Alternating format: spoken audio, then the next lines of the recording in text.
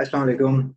Acha bhai, today we are going to solve Feb March paper 2025, and this paper is important in a way that जब आपकी जो series start होती है take 2025, तो we have frequently seen that जो topics पे question बनते हैं एक ईयर में वो मेजरली एक ही टॉपिक के रिलेटेड क्वेश्चंस बन रहे होते हैं। जैसे 2024 की सीरीज अगर आप देखेंगे तो उसमें ट्रांजिशन एलिमेंट्स के ज़्यादा क्वेश्चंस आए हुए हैं।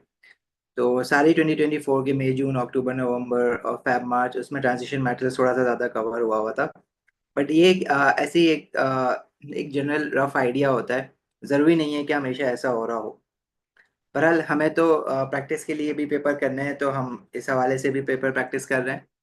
And more over let's see इसमें जो टॉपिक्स हैं, इफ़ यू फील कि you are not still strong in those concepts, तो मेक श्योर कि आप इसको इस पेपर के बाद रिवाइज कर लें। चलिए अब स्टार्ट करते हैं। क्वेश्चन नंबर 1 से silver is a metal in the D block of the periodic table. Silver can form compounds containing either silver ions or silver 2 positive ions. Explain why silver is a transition element. So if you going to look at the configuration of silver, वो हम बनाते नहीं है usually because we deal with the elements of D block and only the first row of D block elements. But the general definition for transition element is same for all. तो आप वो उसमें लिख सकते हैं। वो क्या है? सिल्वर फॉर्म्स वन और more stable ions with incompletely field D subshell. जो ट्रांजिशन एलिमेंट की डेफिनेशन है वो हम लिखेंगे इसमें। तो सिल्वर फॉर्म्स वन और मोर ions with incompletely filled, or you can also write partially filled D subshell. Right? Okay, part B says table 1.1 gives the data relevant to the Born-Haber cycle for silver 1 fluoride. So you have the first ionization energy of silver, enthalpy change of atomization of silver, enthalpy change of atomization of fluorine, formation of silver fluoride, and lattice energy of silver fluoride. One thing that I cannot find here in this table is the electron affinity of fluorine. Most probably वही आपसे निकलवाई जाएगी आगे चल के। Part 1 says write equations for the standard enthalpy chain described include state symbols, standard enthalpy change of atomization of silver, and standard enthalpy change of formation of silver fluoride. So you just have to make the equations. तो इससे simple काम तो A2 में कोई हो ही नहीं सकता। आपने ऑटोमाइजेशन की डेफिनेशन अगर आपको याद है तो आप इक्वेशन भी बना सकते हैं। डेफिनेशन क्या है? It is an enthalpy chain when 1 mole of gaseous atoms are formed from its element in standard state. Silver is a metal and it is solid in standard state. तो ये इसकी automisation की equation हो जाएगी। Make sure you have to write these state symbols, उसके बगैर आपको mark नहीं मिलेंगे। Standard enthalpy change of formation of silver 1 fluoride. The definition of formation we studied in AS level, and the definition is when 1 mole of a compound is formed from its elements in their standard state. So silver 1 fluoride has a formula AgF. It is an ionic compound, so its state has to be solid. And the elements that are involved is silver, which is solid in its standard state, and fluorine, which is F2 gas. So when we make the definition of enthalpy change of formation, we keep 1 mole of compound on the right hand side. So whatever the balancing is required, we have to do on the left hand side of the equation. So on the left hand side, we have F2. So usko balance karne ke liye, we can write half mole of fluorine. Right? Simple. Define lattice energy for 2 marks. Now, again, the definition of lattice energy, you need to remember that it is the enthalpy change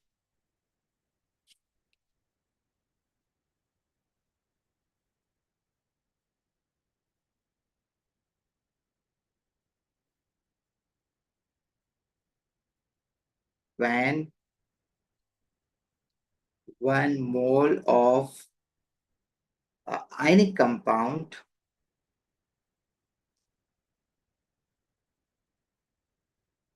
is formed from its gaseous ions.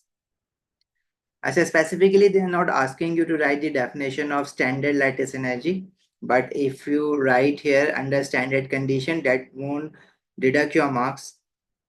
तो आप इसको लिख दिया करें, because when they ask to write the definition of standard lattice energy, तो आप उसमें फिर standard conditions नहीं लिखते हैं. Make sure you always include under standard conditions.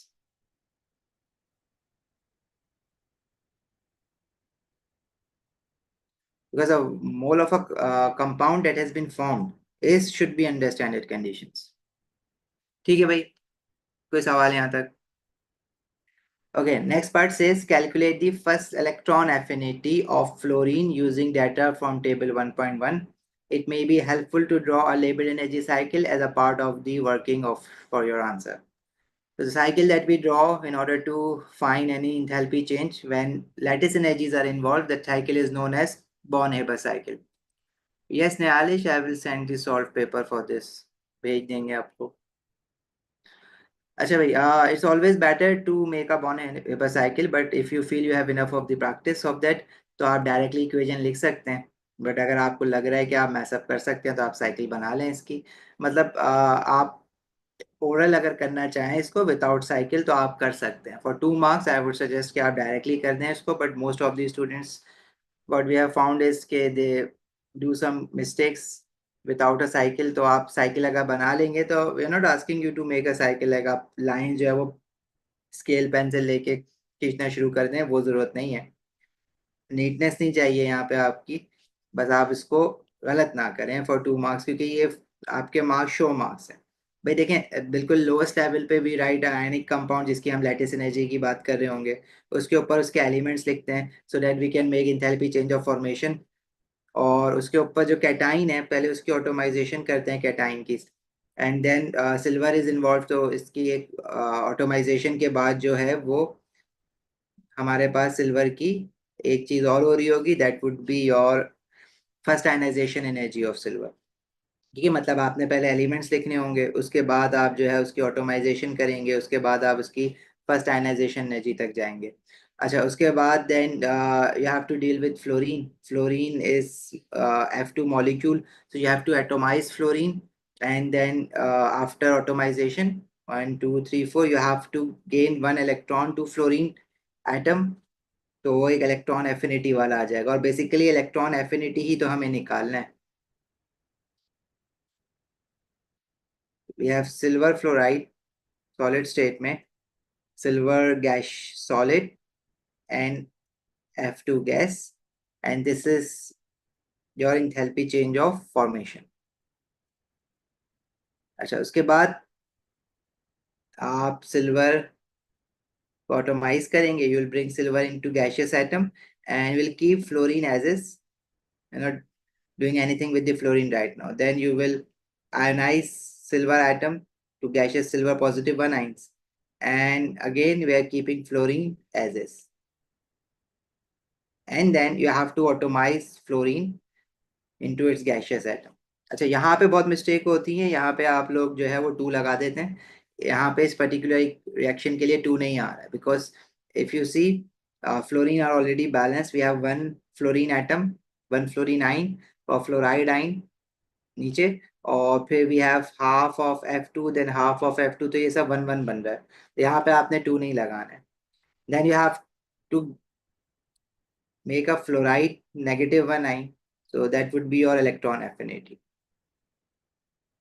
Right, अगर आप चाहें तो इसमें आप एरोज बना के लेबल करना चाहें enthalpy change of formation, automisation, तो इट्स अप टू यू. आपके पास अगर लग रहा है आपको अब समझ आ गया है, यहाँ से ऑनवर्ड्स अगर आप चीज़ों को कर सकते हैं तो देयर इज नो नीड. आप जो है वो सिंपल बस आप अपनी इक्वेशन बनाएं और आगे बढ़ जाएं. पर लेकिन अगर आपको लग रहा है कि आप मिस्टेक कर सकते हैं तो भाई, if you are trying to make this cycle तो that would consume not more than 2 minutes. बस गलत नहीं करना. And we have atomization of fluorine and then electron affinity, यही तो हमें निकालना है, and then we have lattice energy. ठीक है भाई, कर लेंगे आप लोग यहाँ से, बल्कि हम कर लेते हैं इसको सॉल्व ना. तो यहाँ पे अगर मैं इक्वेशन देखूं तो we have atomisation of fluorine which is 289. Sorry, automation of silver से start करते हैं, which is 289. Then we have first ionization energy of silver, which is 732. And then we have automation of fluorine, which is positive 79. अच्छा, automation of fluorine को कुछ divide वगैरह करने की जरूरत नहीं है, क्योंकि अगर आप इसको यहाँ पे देखें तो as per the definition of automation, when 1 mole of a gaseous atom is formed from its element in standard state, तो automation की exact जो definition है उसके हिसाब से ये equation अभी यहाँ पे बनी हुई है. तो again we have to keep this for 1 mole of fluorine gaseous atom. तो वो डिवाइड बाय 2 कुछ नहीं होगा, कुछ लोग मल्टीप्लाई बाय 2 कर रहे होंगे यहाँ पे, कुछ लोग डिवाइड बाय 2 कर रहे होंगे. तो थोड़ा सा आप जब आपको डेफिनेशन सही से याद होती है, you know how to make a equation, तो आप उसको डील कर लेंगे. तो थोड़ा सा इस चीज का ख्याल रखना, डायटोमिक मॉलिक्यूल में यूजुअली गलती कर रहे होते हैं आप लोग. अच्छा, उसके बाद we have electron affinity, first electron affinity of fluorine, जो कि आपको निकालना भी है. और उसके बाद जब हम अपना रूट फॉलो करते हैं तो comes the lattice energy, which is minus 955, and equals to enthalpy change of formation, which is minus 203. Bond energy वाला मेथड तब यूज होता है जब आपको बॉन्ड एनर्जी डाटा गिवन होगा. For example, if they give you bond energy of fluorine instead of giving automisation of fluorine, तो bond energy पे हम लोग कहते हैं कि one mole of molecule is converted into gaseous state. तो अब जब मैं इस तरह से इक्वेशन आपको बताऊंगा फॉर 1 मोल ऑफ फ्लोरीन, तो इसमें we are getting 1 mole of gaseous fluorine atom. अब इसमें यहाँ पे 1 है, यहाँ पे हाफ तो नहीं है. अब मैं अगर आपको इसकी बॉन्ड एनर्जी दे दूंगा, तो if you make the equation for the automisation of fluorine, as per the definition of automation, it is when 1 mole of gaseous atom is formed from its element in its standard state. तो यहाँ पे आपको half लगाना पड़ेगा. So if you are going to relate bond energy to the enthalpy change of atomization, so this is your atomization. Second equation is representing atomization of fluorine, right? But if you want to connect these two, so atomization of fluorine would be equals to bond energy में you have 1 mole of fluorine, and atomization you have half mole of fluorine. So you will always have to divide bond energy by 2. So if you want to connect bond energy data with atomization, that would be your equation. If your diatomic molecules are given, and usually diatomic ही होते हैं. सही है भाई? ठीक है, ये इस question में गिवन नहीं है, बट इन केस अगर यूजुअली गिवन होता है तो आपको फिर इस तरह से डील करना है इस चीज को.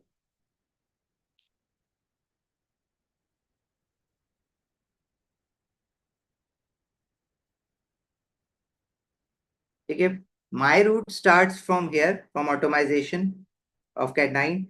It goes up till lattice energy and is equals to, I write enthalpy change of formation. In this case, we have to find in electron affinity, so we have to make this as a subject and we'll get our answer. क्या आ रहा है answer, आप लोग बताएंगे या मैं निकाल? 289 plus 732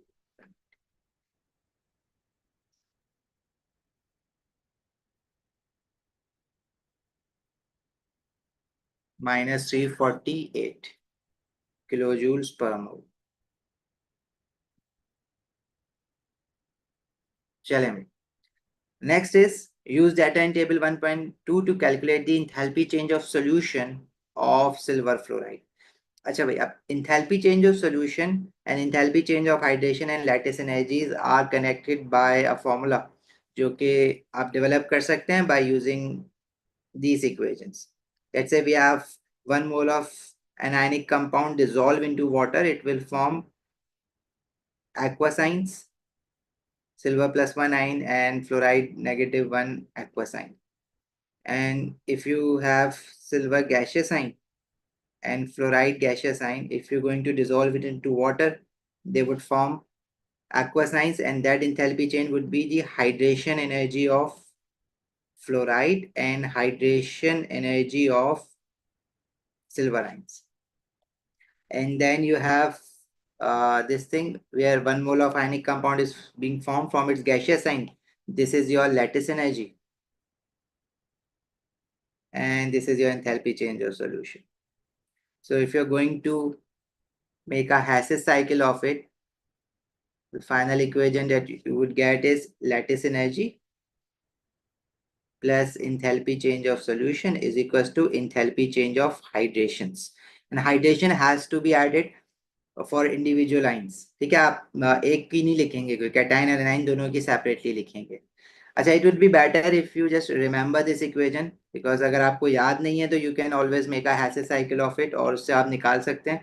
अगर आप पहले से याद करके जाएंगे इसको तो वो इजी हो जाएगा. Try to remember it in the form of enthalpy change of solution. I mean enthalpy change of solution को आप सब्जेक्ट बना के याद करें. तो usually they ask you to find the enthalpy change of solution. अगर आप ये याद कर लेंगे, अदरवाइज अगर आप भूल जाएं और आप कंफ्यूज हो तो आप हमेशा ये बना के ये इक्वेशन निकाल सकते हैं. ठीक है, it should be hydration lattice plus solution is equals to hydration होता है ना. तो solution would be hydration minus lattice. क्या आपकी वैल्यूज हैं इसमें enthalpy change of hydration?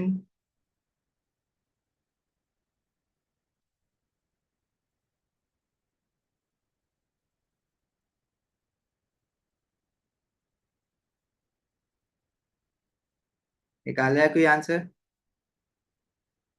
हाइड्रेशंस जो आपके पास गिवन है, this is -464 for silver ions, and for fluoride ion this is -506, and lattice is -955.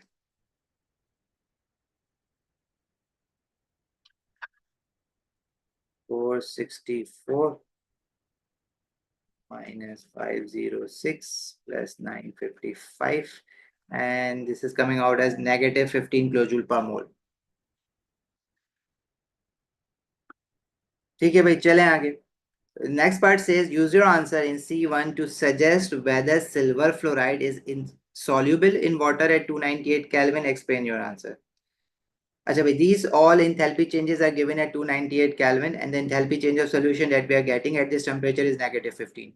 More exothermic your enthalpy change of solution, greater the solubility of salt. So at 298 Kelvin, if enthalpy change of solution is negative, it means salt is easily soluble. We have to write that this is soluble. Silver fluoride is soluble at 298 Kelvin. ठीक है, और why it is soluble देखें भाई. remember you studied about group 2 metal sulfates and group 2 metal hydroxide solubility trend कि down the group metal oxide metal hydroxide की solubility increase होती है और मेटल सल्फेट की solubility डिक्रीज होती है. ठीक है, जब हाइड्रेशन एनर्जी जितनी ज्यादा बड़ी होगी उतना ज्यादा जो है, मतलब हाइड्रेशन मोर एक्सोथर्मिक मींस के greater would be the solubility of salt because enthalpy change of solution would be more negative.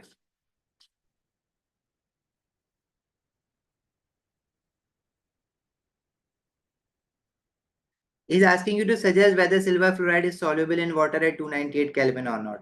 So अभी हम नेगेटिव देख के यही कहेंगे कि भाई ये soluble है. ठीक है, अब कितना soluble है उस पर तो हम कमेंट नहीं कर सकते. Obviously if you are going to increase the temperature, enthalpy change of solution would become more negative, so it would be more soluble. लेकिन अभी तो यहाँ पे simply just asking ना would it be soluble or not, so we have to say it's soluble. अब हम ये तो नहीं कह सकते कि partially soluble या insoluble, so we have to keep it soluble, that's it. जब जितना भी डिसॉल्व हो रहा हो soluble कहा जाएगा इसको.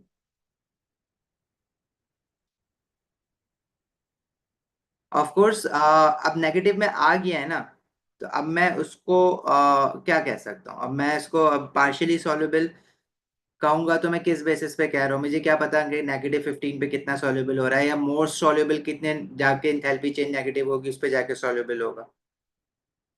हाँ, एक्सप्लेन भी करना है, तो how would you explain it?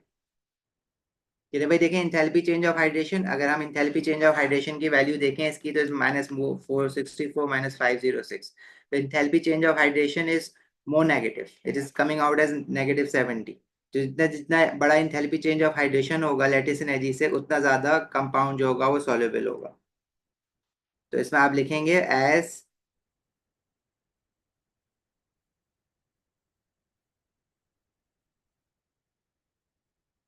Enthalpy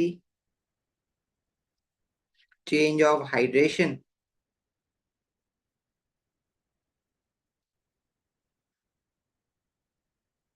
is greater than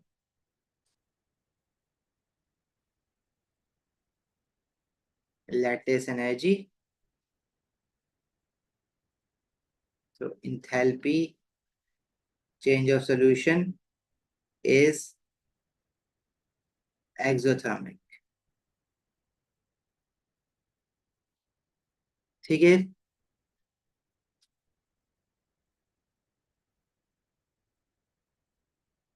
हाँ, लिख सकते हो directly enthalpy change of solution is exothermic. But explain करने के लिए कह रहा है तो मैं इक्वेशन को देख के ही अपना आइडिया लगाता हूँ कि नेगेटिव क्यों आ रहा है, क्योंकि hydration is more negative. So it would be better अगर आप पूरी चीज प्रॉपरली एक्सप्लेन कर दें. ठीक है, आगे बढ़ें.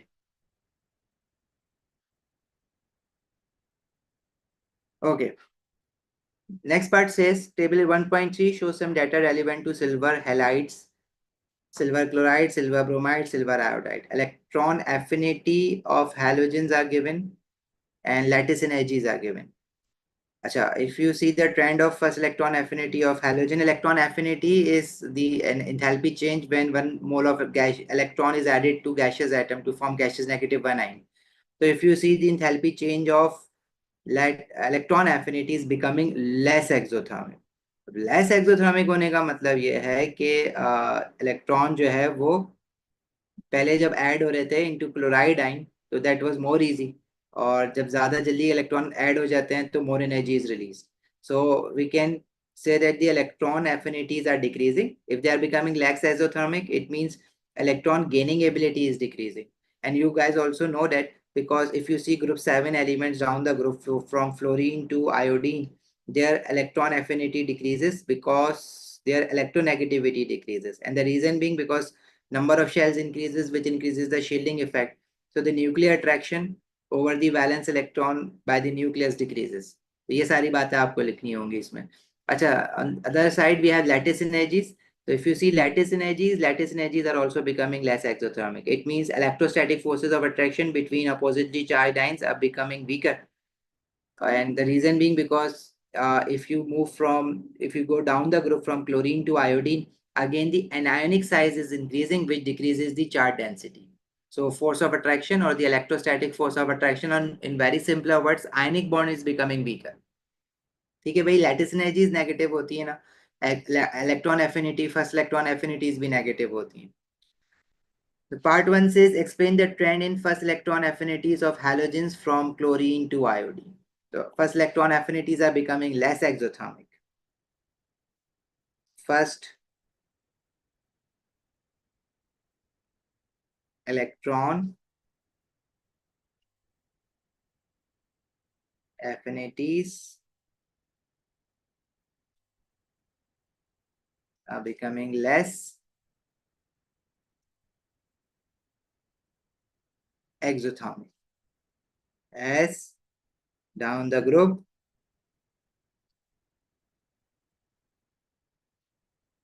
size of anion is increasing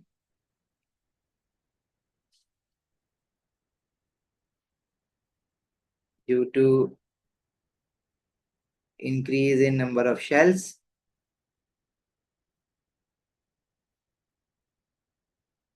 This increases shielding effect. ठीक है, शील्डिंग आप सबको याद होगा. Hence less energy is released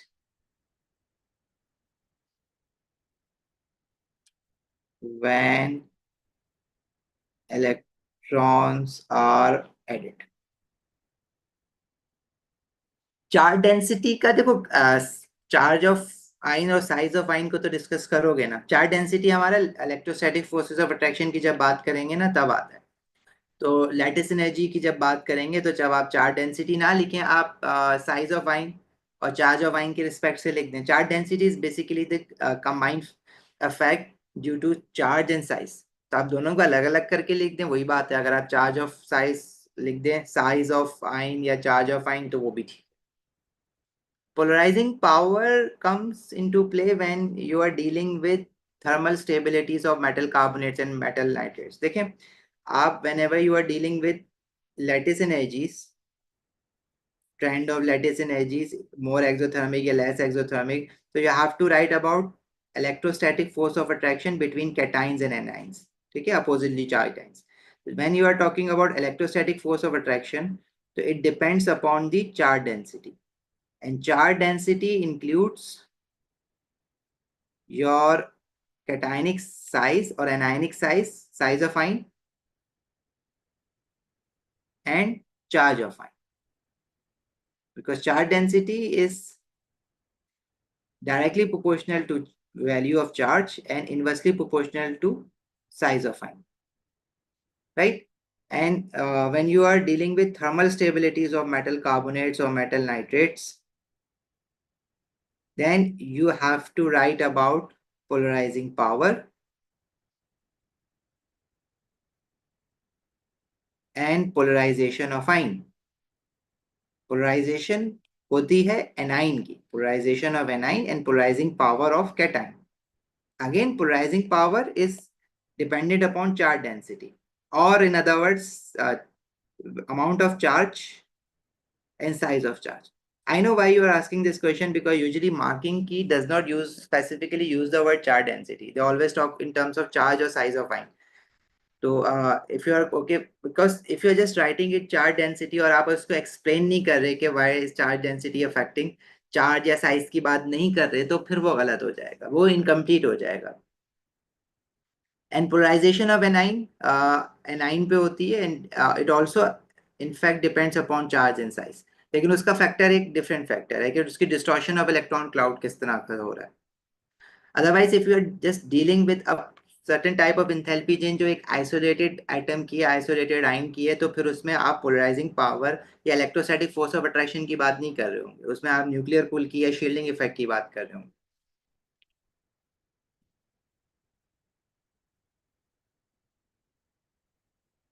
जैसे मान, because when we are dealing with electrostatic forces of attraction between oppositely charged ions, so that is due to the combined effect of both the ions. अब आप लोग A2 में है ना, तो आपने फिजिक्स में वाला लॉ पढ़ा है ना, Coulomb's law, like gravitational law की तरह एक आपके पास है ना इलेक्ट्रोस्टैटिक लॉ में कूलम्स लॉ, वो क्या कहता है, F is equals to K Q1 Q2 over R square, where your force of attraction between two charges depends upon the product of the two charges and the square of distance between their centers.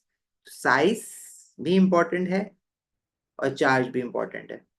In this question, you are comparing lattice energies of silver chloride, silver bromide and silver iodide. इसमें silver ion का size और charge सब में same है. From chloride to iodide, again the charges are same. The only thing that is changing is the size of ion and the size of anion especially. Polarization of anion क्यों होती है? Polarization of anion इसलिए होती है when we have an ionic compound. तो if your cation is small and more positively charged, तो जो anion होता है, देखो cation at any metallic atom after losing electron it becomes cation and it has lost its electron to the non-metallic atom जो कि anion बना लेता है. But once after losing the electron, this cation starts attracting the valence electrons of the anion.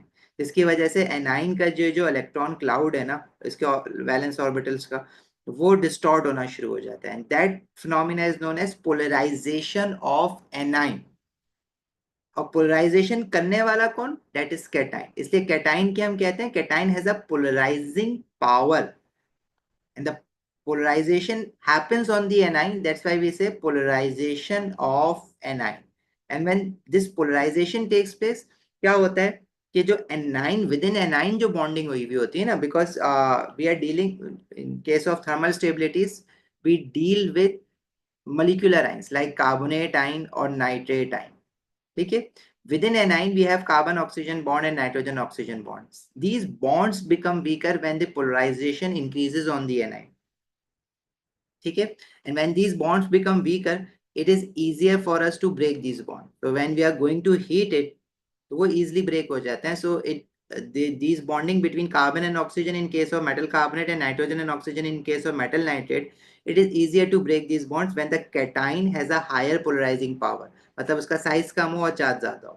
But as you go down the group, the cationic size increases, due to which its charge density decreases. Hence, the polarization it uh, does on the anion decreases. और जब anion की polarization कम हो जाती है, तो this carbon oxygen bond and nitrogen oxygen bond weak तो होते हैं, but they are not get weak to that extent जो ऊपर वालों के हो रहे होते हैं, ऊपर वाले cations की वजह से. इसलिए इनको तोड़ना मुश्किल होता है. तो we have to supply more amount of heat energy. That's why we say कि thermal stability increase होगी. ठीक है, आई होप ये बात क्लियर हो गई होगी. ठीक है, अच्छा हुआ ये क्वेश्चन पूछ रहे हो, बिकॉज यहाँ पे ये चीज डिस्कस हो रही है, तो कल को ये वाला क्वेश्चन भी आ सकता है. ईमान, मैं लिख रहा हूँ उसका आंसर 2 मार्क्स के लिए. मैं बता दूंगा और क्या लिखना चाहिए.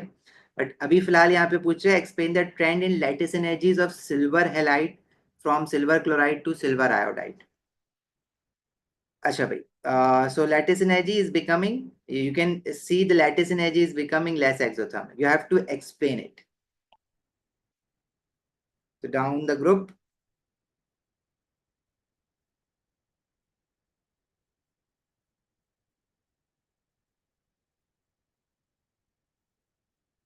lattice energy is becoming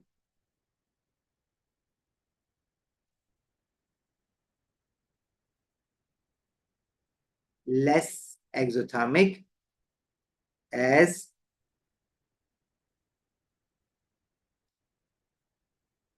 charge density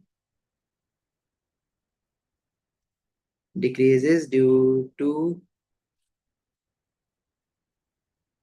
increase in size of halides. Hence, electrostatic force of attraction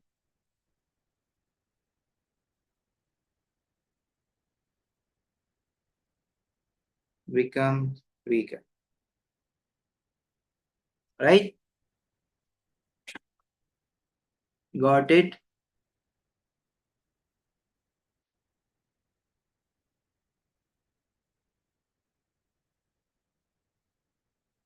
Telling me. Moving on. Part E says an electrochemical cell is constructed using the electrode shown in table 1.4. We have silver chloride gaining 1 mole of electron to form silver and chloride ion. Electrode potential is given, and we have copper ion gaining 2 mole of electron to form copper, and the electrode potential is given. Acha, this is a half equation. Okay, this is a half equation. Although we can see a compound in it, but we have to consider it as a half equation. Calculate the cell potential, standard cell potential. So it's pretty straightforward. You just have to use the formula. E naught of a cell is more positive electrode potential minus less positive electrode potential, or the electrode potential of a half cell which is getting reduced, and the half cell which has a more positive electrode potential always gets reduced, and the half cell with less positive electrode potential is always getting oxidized. The more positive is plus 0.342. The more positive minus less positive आप करेंगे हमेशा, this is plus 0.342 minus plus 0.222. So the E naught of a cell that we are getting is 0.12 volt. लगता है calculators ले लिए हैं सबने, निकाल लिए हैं एटलीस्ट अपने आज. पूरे साल में आज मुझे आंसर्स मिल रहे हैं, तो लग रहा है कैलकुलेट कर रहा है टू वाला बच्चा. ठीक है भाई. Construct an equation for the overall cell reaction. ठीक है, अब ओवरऑल सेल रिएक्शन के लिए तो वेरी इजी भाई. The half equation which is getting reduced should be moving from left to right, and the half equation with less positive electrode potential should be moving from right to left. So first, in order to make a complete cell equation, you have to balance these electrons. So the ऊपर वाली equation है, you have to multiply it by 2. अच्छा, ये directly बनाने की थोड़ी सी practice कर लें आप लोग. मतलब मुझे पता है कि जो ऊपर वाली इक्वेशन है, you have to flip it from right to left. तो most of the students I have seen they write the equation first and then they write the second equation. and then they cross the electrons and they add the reactants and products, उसके बाद जो है वो cell equation बनाते हैं। हाँ, करना तो यही होता है, but make enough practice of it कि आप डायरेक्टली इसको कर लें, because it will save your time. Otherwise I hope कि आप सबको बनाना आती है ये वाली इक्वेशन। हाफ इक्वेशन बनाने में कभी कभार ओ एच एन एच आता है, जब you have to balance the equation. इसी पेपर में आई गेस एक क्वेश्चन भी है ऐसा, देख लेंगे, नहीं हुआ तो फिर आप मुझे अलग से सेंड कर देना, उसको हम डिस्कस कर लेंगे, वो अभी आ जाएगा। कॉपर टू पॉजिटिव आइन वाली इक्वेशन है, 2 mole of electron and copper, और जो ऊपर वाली इक्वेशन है that is silver and then chloride and then silver chloride. अच्छा, मैं तो भाई डायरेक्ट बनाने के लिए कोशिश करूंगा इक्वेशन, मैं ये कभी नहीं लिखूंगा इस तरह से, बिकॉज मुझे पता है ना ये लेफ्ट टू राइट जा रहा है, and we are not multiplying the second equation with anything. So second equation के लेफ्ट हैंड साइड पे जो रिएक्टेंट्स हैं they will stay on the left hand side of the main equation, and the products on the first equation should come on the left hand side of the main equation. Then they will be multiplied by 2 as well.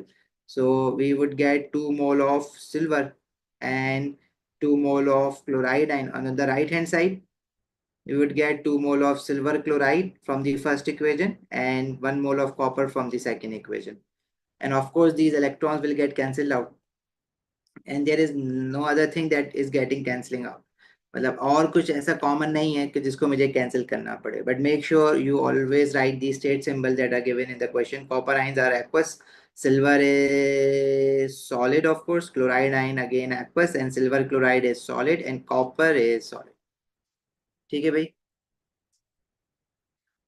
The next thing is, in a different experiment, electrode 1 is set up using a saturated solution of potassium chloride. Saturated means concentrated solution of potassium chloride, and they must be adding potassium chloride in half cell that is being represented by the equation 1. It already has silver chloride and chloride ions, but when you are going to add potassium chloride into it, potassium chloride is a soluble salt because it is a group 1 salt. Potassium ion and chloride ion, when added to it, the chloride ion की concentration will increase. So saturated solution of potassium chloride contains 36 gram of potassium chloride per 100 centimeter cube of solution at 298 Kelvin. The Nernst equation for the electrode 1 is given. Calculate the electrode potential of the electrode 1 under these condition. अच्छा, make sure कि आप Nernst equation का formula याद भी रखें। एक formula तो होता है when we use RT over ZF, इसके साथ हम लोग ln लगाते हैं, concentration of oxidized species divided by concentration of reduced species. But when you are using this value 0.059, उसके साथ हम log use करते हैं, इसमें भी concentration of oxidized species and reduced species. If you see these half equations are not your normal half equations. इसमें ना आपके पास ऑक्सीडाइज्ड और reduce species, we have 2 types of ions involved in it, तो इसमें ये थोड़ा सा आपको मुश्किल हो जाएगा, तो इन्होंने इक्वेशन ना बना के दी हुई already, you just have to plug in the values और आपने इसका आंसर निकालना है। तो you have E nought of a half cell given which is plus 0.22, and Nernst equation is used to find the electrode potential at non-standard conditions। मतलब जब आप conditions को 1 मोल पर डीएम क्यूब कंसेंट्रेशन से डेविएट करेंगे, तो जो अब आपका 2 इलेक्ट्रोड पोटेंशियल हो जाएगा वो हम नर्स्ट इक्वेशन से निकालते हैं। व्हाट आर द चांसेस भाई, chances of this equation coming Nernst equation, ये चांसेस मैं आपको को no commenting no commenting on this. देखिए ये आप समझ लें कि जो चीज सिलेबस में है वो कुछ भी आ सकता है। सैचुरेटेड सेल, अच्छा इसमें करना है क्या है, calculate the electrode potential of electrode 1 under these conditions. अब आपने किस तरह से निकालना है, तो आपने वैल्यूज पुट करनी है। अच्छा, Z is your number of electrons, तो हाफ सेल 1 में ई नॉट आपको मिल जाएगा टेबल से। Z is your 1 mole of electrons, ये भी आपको दिख रहा है, and one and chloride ion की concentration is the only problem ना। Initially when they have given you standard electrode potential, it means chloride ion concentration must be 1 mole per dmq, but right now if you see the chloride ion concentration, it is coming from potassium chloride. Potassium chloride has its mass given as 36 gram. So we know that when potassium chloride is going to ionize, it would give me 1 mole of potassium chloride would give me 1 mole of chloride ions. So if you find the concentration of potassium chloride, that would be equals to the concentration of chloride ions as well. So the mass of potassium chloride is given, number of mole mass over M R वाला formula लगाएंगे हम लोग इसमें, और नीचे करते हैं इसकी working. Moles of potassium chloride निकालेंगे पहले.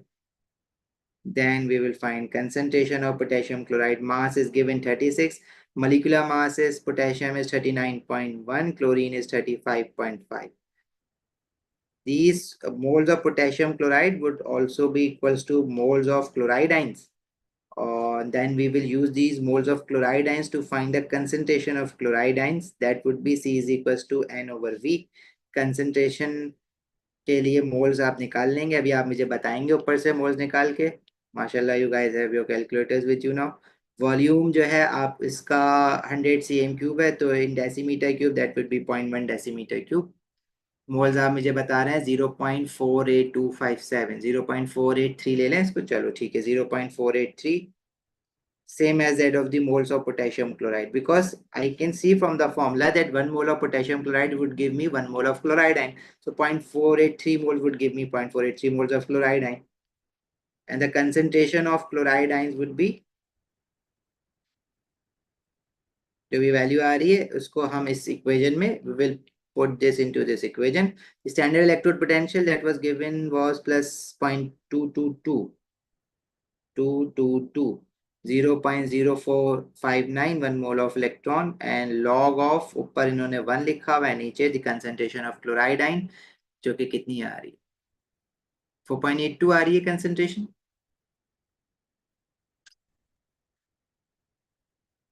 4.82 मोल्स आ रहे हैं या concentration आ रही है? अच्छा ये बता रहे हो 4.83 आएगा ऑफ कोर्स.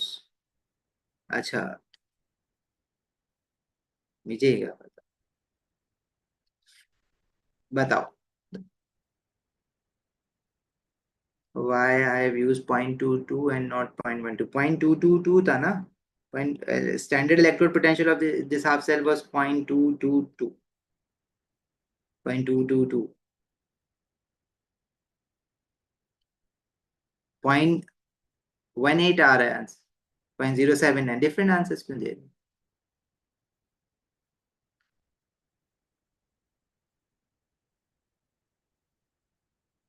तो डिफरेंट आंसर्स क्यों दे रहे हो? 0.222 लॉग लगाए ना.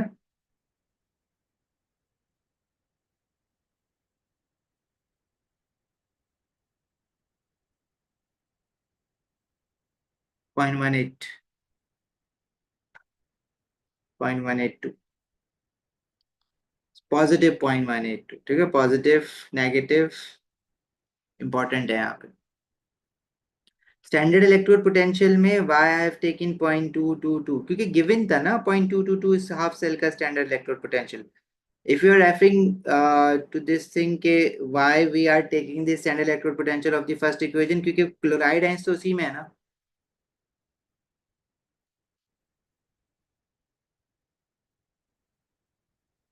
लेस एक्सो होगा. मुनीब कहाँ पे घूम रहे हो? आप बाहर आ जाओ एक्सो एंडो से. हम उस पे आ गए इलेक्ट्रोड पोटेंशियल पे. पूरे सेल का calculate the electrode potential. Electrode potential is basically for the half cell. Half cell electrode potential होता है. Electrode potential whenever written it means for the half cell. Cell potential is for the complete cell. They're asking you to find the electrode potential for half cell 1. ठीक है, Nernst equation is just for half cell only. You cannot use Nernst equation for cell potential. That would be incorrect. If you are putting in this value 0.12 in the Nernst equation, that is incorrect because Nernst equation does not deal for complete cell electrode potential. It just works for the half cell only. You can put Nernst equation on the first half cell separately and the second half cell separately. Then after finding the electrode potential and non-standard condition for both half cells separately, then later on you can just subtract these two values to get the cell potential under non-standard condition. Right? You can try to compare what is happening, what must be happening with the cell potential once this value has become 0.182. That's a different thing.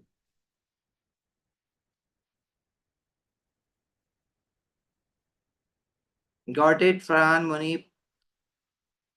पूरे cell का नहीं लेंगे, पूरे cell का नहीं होती है Nernst equation की equation. Nernst equation just operates for the half cell only.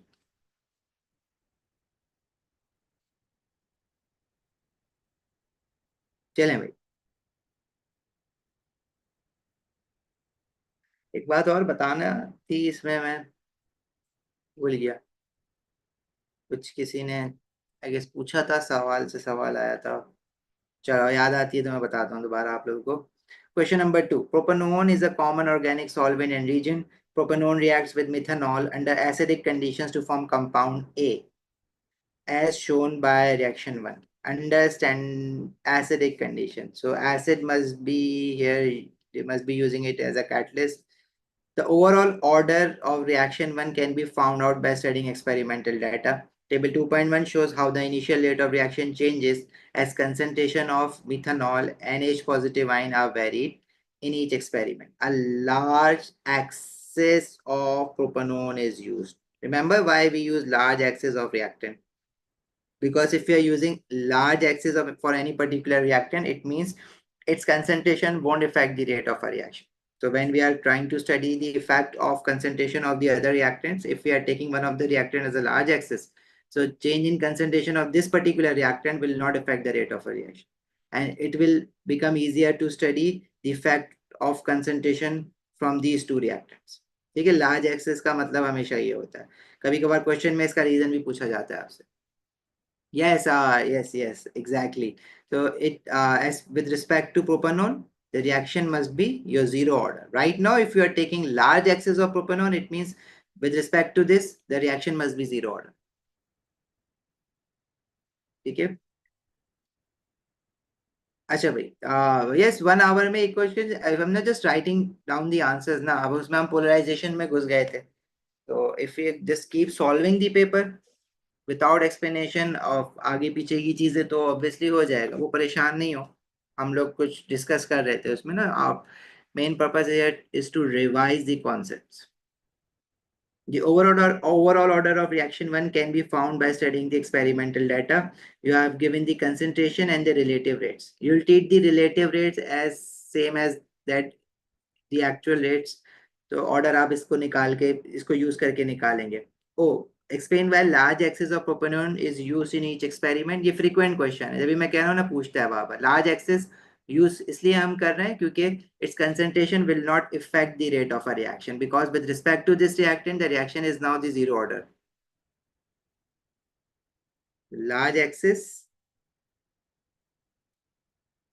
is used to keep the concentration of क्या है, propanone CH3COCH3 relatively constant, making it a zero order reactant.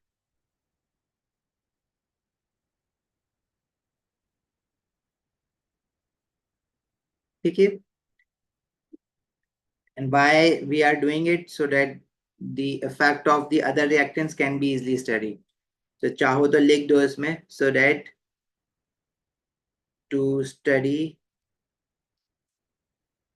the effect on rate due to other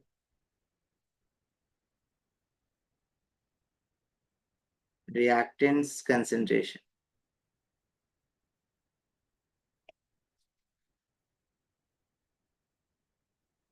Limiting is something else, Musawwir. Limiting से क्या लेना देना? Limiting reactant is the reactant that finishes first in a chemical reaction, and that limiting reactant actually decides how much product can be formed. Limiting reactant का कुछ लेना देना नहीं है यहाँ पे. It's an entirely different concept. Use the data in table 2.1 to determine the order of reaction 1 with respect to methanol and H positive ions. Explain your answer. अच्छा, इसमें हमने एक वर्किंग पढ़ी है, हम किस तरह से इसको सॉल्व करते हैं। in order to find the order with respect to, let's say, H positive ions, because we can see two experiments where the concentration of methanol is constant from experiment 2 to 3, and only the concentration of H positive ion is being changed. So the rate we can see is changing. So how do we find it? अगर आप orally कर लें इसको तो it's okay, you can just write के इतने times concentration बढ़ी है, इतने times rate बढ़ा है, लेकिन उसमें ना गलतियां होती हैं. So we have our set method which says that using experiment 2 and 3, ठीक है, just put a heading of it और उसके नीचे आप working कर दें. The working should be, if you see from experiment 2 to 3, the concentration of H positive ion has become 0.02 from 0.015, and just put brackets over the fraction of concentration and write the order in the power. Let's say it has an order of A, and the relative rate is changing from 2.25 to 3. ठीक है, इसको थोड़ा सा solve करो. 3 divided by 2.25 would be 1.33, and on the left hand side again 0.02 divided by 0.05, again 1.33.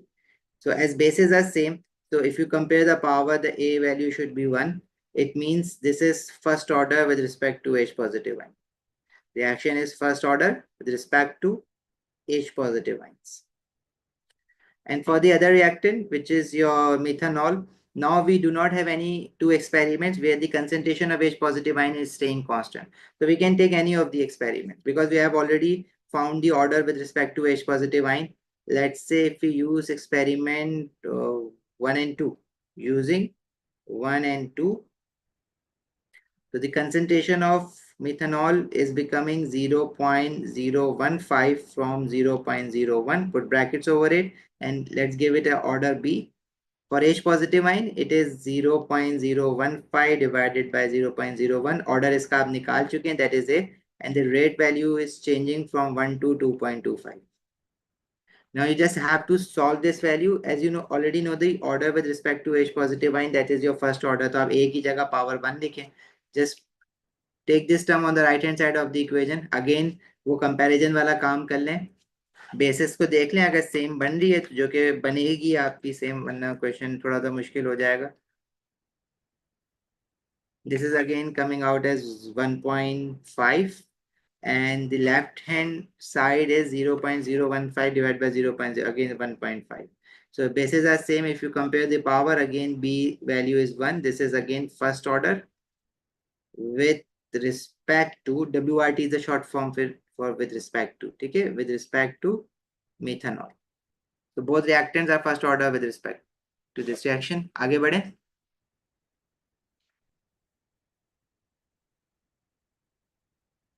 यही आ रहा है आप लोगों का भी. Okay, moving on. मुसव्विर, if अगर आप ये टाइम्स वाला करके कर रहे हैं मेथड तो डेट वुड बी करेक्ट. मेरे पास ये थोड़ा सा मुश्किल होगा खोलना इस तरह से अभी इसकी पिक्चर को. क्वेश्चन दिखा दें.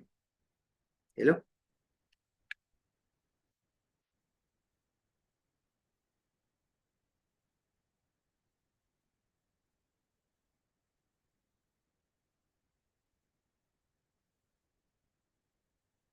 Okay, moving on. In a separate experiment, a large excess of methanol and H positive ions are added to the solution containing a known concentration of propanol. Okay, right now, this time they are taking large excess of the other two reactants, so that with respect to these two reactants, the reaction will become zero order. Now, they have to study the effect of or effect on the rate of a reaction with respect to the concentration of propanol. So they have given you the graph of concentration versus time, and you have to find under these conditions the reaction is first order with respect to propanol. To show how under these conditions, from the graph you have to prove that reaction is first order with respect to propanol. So this is your half-life method, and you should know that your half-life for the first order stays constant. Like half-life की definition भी याद रखना भाई, half-life की definition भी पूछी जाती है अक्सर. So for half-life for a zero order reactant decreases. Is for zero order reactant half-life decreases. For first orders half-life stays constant, and for second order, half-life increases. Acha, you have to prove it from the graph of 1 mark. Now you have two options. Either you just see the graph, उस पे आप half concentrations को half कर करके half life निकाल के draw the constructions line and show you're working on the graph, or you can also write those working here in these lines, क्योंकि lines भी given है. तो अब क्वेश्चन 1 मार्क का है, तो अब आपने अगर आप ग्राफ पे अपना काम कर देंगे तो वो आपको मार्क्स मिल जाते हैं. So time taken for concentration to fall half to its original value. Initially it was 100 mole per dm cube. Percentage of the original concentration when it is becoming 50%. तो उसका जो टाइम आ रहा है, this is your first half life. ठीक है, is coming as 150 160 around 160 and 150 160 170. It's bit behind 1670. नहीं, 150 60 70 around 165 I would से. ठीक है, आपका जो ग्राफ होगा वो परफेक्टली क्लियर होता है, आपको इतनी मुश्किल नहीं होगी. But half life would stay constant ना, अभी वैल्यू थोड़ा बहुत आगे पीछे हो सकती है. Let's say the first half life of this reactant is 165. Now for the other half life, the other interval for which the concentration has fallen more half to its original value from 50 to 25. 20 और 30 के बीच में is 25, and this is coming out. आप लोग जरा scale से अच्छी सी line बनाइएगा please. It's coming out as 310 310 320 330. ठीक है, 330 और 330 से पहले है, नहीं 330 और 340 से थोड़ा पहले है. ठीक है, तो अब आप इसको 330 335 ले लें.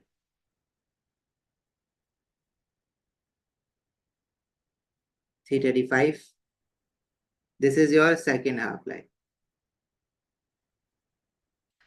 ठीक है, नाउ सेकेंड हाफ लाइफ की वैल्यू क्या बनेगी? It's from 165 to 335 coming out as 170. So these are approximately equal. So we can say that a half life is staying constant. ठीक है, first one is coming out as 170. ठीक है, 170 आ रहा है आपका, तो वो तो परफेक्टली फिर वो थोड़ा बहुत प्लस माइनस 5 का चक्कर आ रहा है, but it's okay, it's fine. अच्छा, यहाँ पे आप लिख दें your value of first half life is 165 and your value of second half life is again 335 minus 165, that is 170. So as half lives are approximately constant,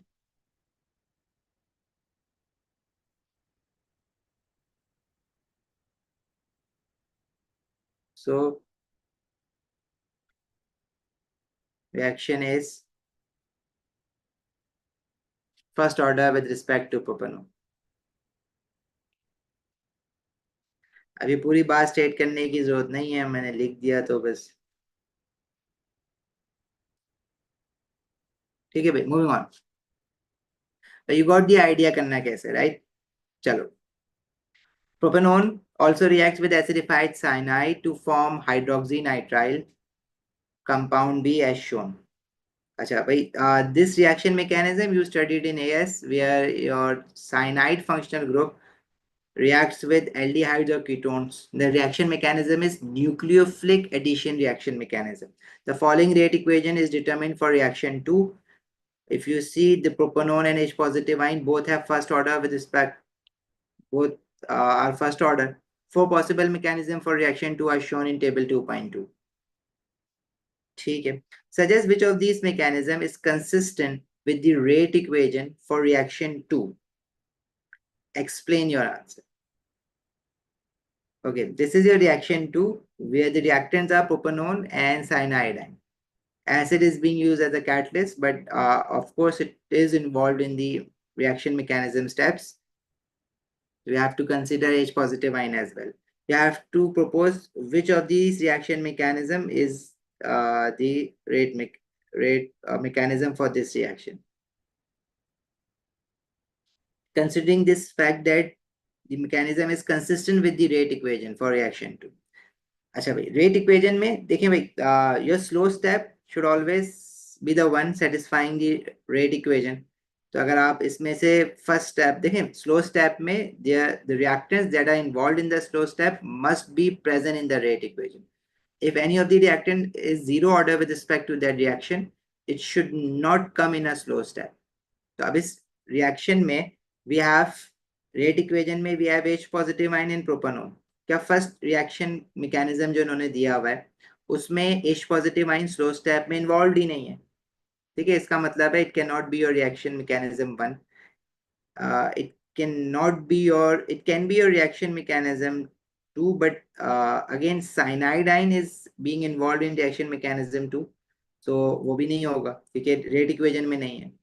If you see your reaction mechanism 3, it does not have propanone in it has propanone involved in the slow step. अच्छा slow step इन्होंने first step को दिया हुआ है, ठीक है, ये गलती नहीं करना, नीचे वाला fast है. And it has cyanidine involved in the slow step, not H positive ion. So again, this cannot be your reaction mechanism 3.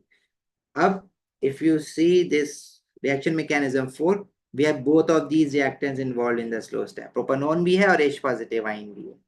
Now, if you try to make the rate equation out of this slow step, so rate equation would depend upon the concentration of H positive ion and propanone, and both have 1 mole each.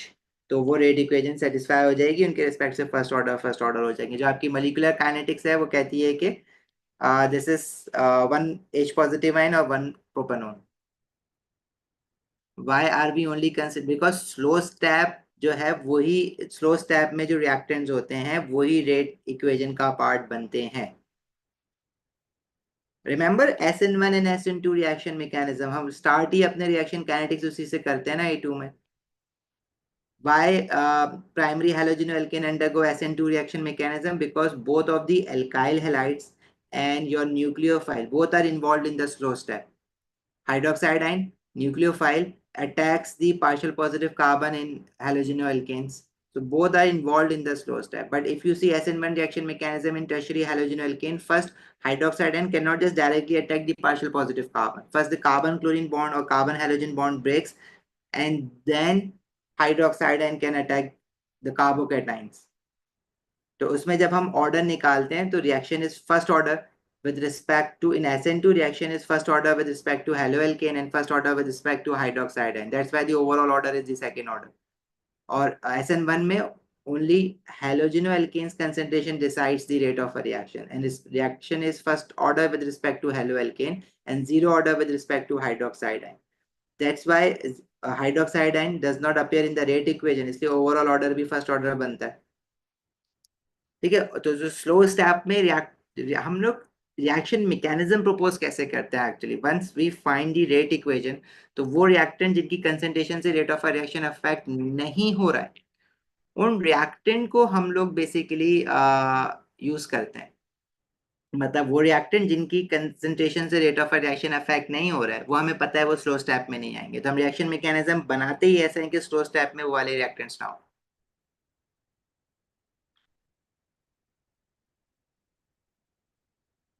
ठीक है, नहीं अगर slow step directly mentioned है वो तो हम तब करते हैं फरहान जब हम ये डिटरमिन कर रहे होते हैं which step is the slow step. आप थोड़ा सा कंफ्यूज कर रहे हैं, वो टाइप ऑफ क्वेश्चन डिफरेंट है. उसमें आपसे कहते हैं कि propose which step is the slow step, तो उसमें आप क्या करते हैं आप प्रोडक्ट से लेके सारे प्रोडक्ट की कंसेंट्रेशन को रिलेट करते हैं कंसेंट्रेशन और रिएक्टेंट से, और रिएक्टेंट की कंसेंट्रेशन सब्स्टिट्यूट करके आप देखते हैं कि क्या रेट इक्वेशन के रिस्पेक्ट से ऑर्डर बन रहा है या नहीं बन रहे.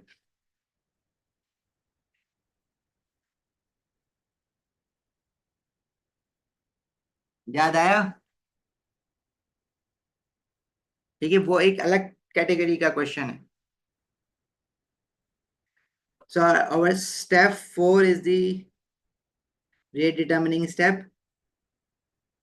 So which of these mechanism, क्योंकि स्टेप 4 का जो स्लो स्टेप है, स्लो स्टेप को हम रेट डिटर्मिनिंग स्टेप भी कहते हैं by the way, it is satisfying the rate equation, और किसी भी मैकेनिज्म का इनमें से स्लो स्टेप रेट इक्वेशन को सेटिस्फाई नहीं कर रहा, तो हमारे पास यही बचा ना 4।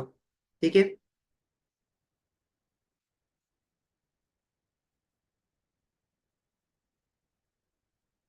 तो अब आप इसमें क्या कहेंगे, इसमें आप ये कह सकते हैं as the reactants involved in slow step of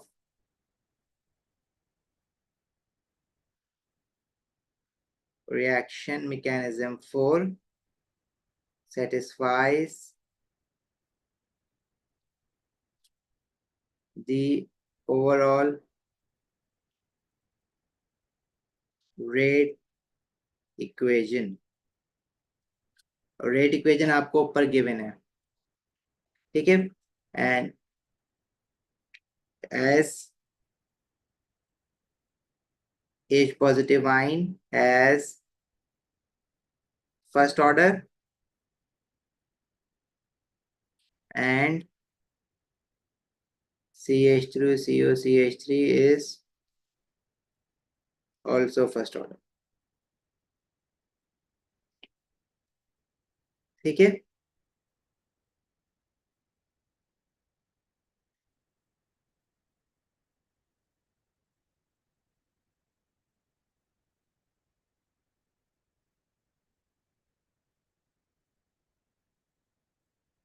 yes it is always the slow step जो कि रेट डिटर्मिनिंग स्टेप होता है आपका। हम ये नहीं कह रहे कि रेट स्लो स्टेप में जो है वो सारे रिएक्टेंट्स आपको दिखने चाहिए, मतलब आप जब स्लो कोई किसी स्टेप को पर्टिकुलर स्टेप को जब रिप्लेस करते हैं उसके रिएक्टेंट से, तो ओवरऑल जो रेट इक्वेशन है वो सेटिस्फाई होनी चाहिए। भाई देखें, अगर मैं लेट से मैं ये हाइड कर देता, ठीक है, अब देखो टाइम तो लगेगा, अब अगर क्वेश्चंस आएंगे तो अच्छा है डिस्कस कर लो।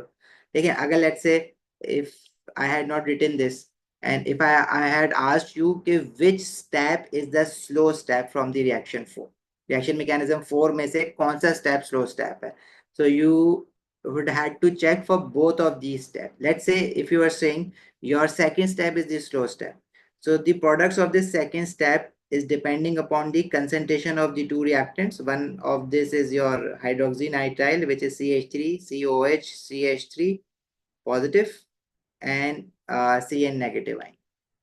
अगर इसके रिस्पेक्ट से let's say second step slow step होता, तो इसमें of course if you see the main equation, cyanide is one of your initial reactants, H positive ion is one of your initial reactants, and this propanone is one of your initial reactants, but this thing CH3 COH CH3 this is your intermediate जो कि आपको बीच में बना होगा before forming hydroxy nitrile, तो जो बीच में आपका इंटरमीडिएट बनता है ये वो है।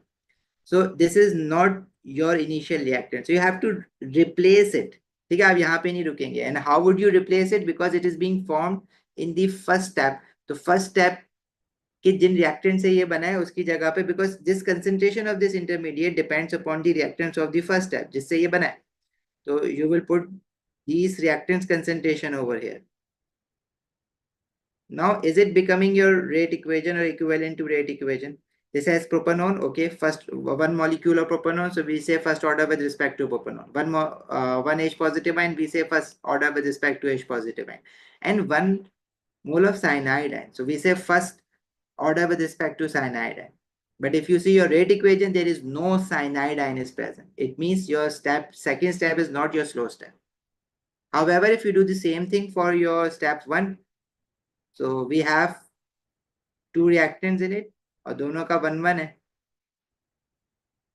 तो इन दोनों के रिस्पेक्ट से you would be getting first order, first and first order. ठीक है, और रेट इक्वेशन सेटिस्फाई होगी। अब आ गया यार,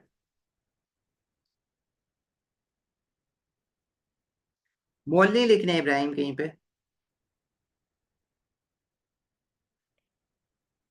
slow step just does not have a all the reactants in the rate equation, लेकिन उनका ऑर्डर भी वही आना चाहिए ना. Let's say if you have two molecules of that reactant involve, तो उस पे पावर 2 हो जाएगी. और अगर ओवरऑल ऑर्डर में रेट इक्वेशन में अगर उस पे पावर 1 है, तो इसका मतलब है वो भी स्लो स्टेप नहीं.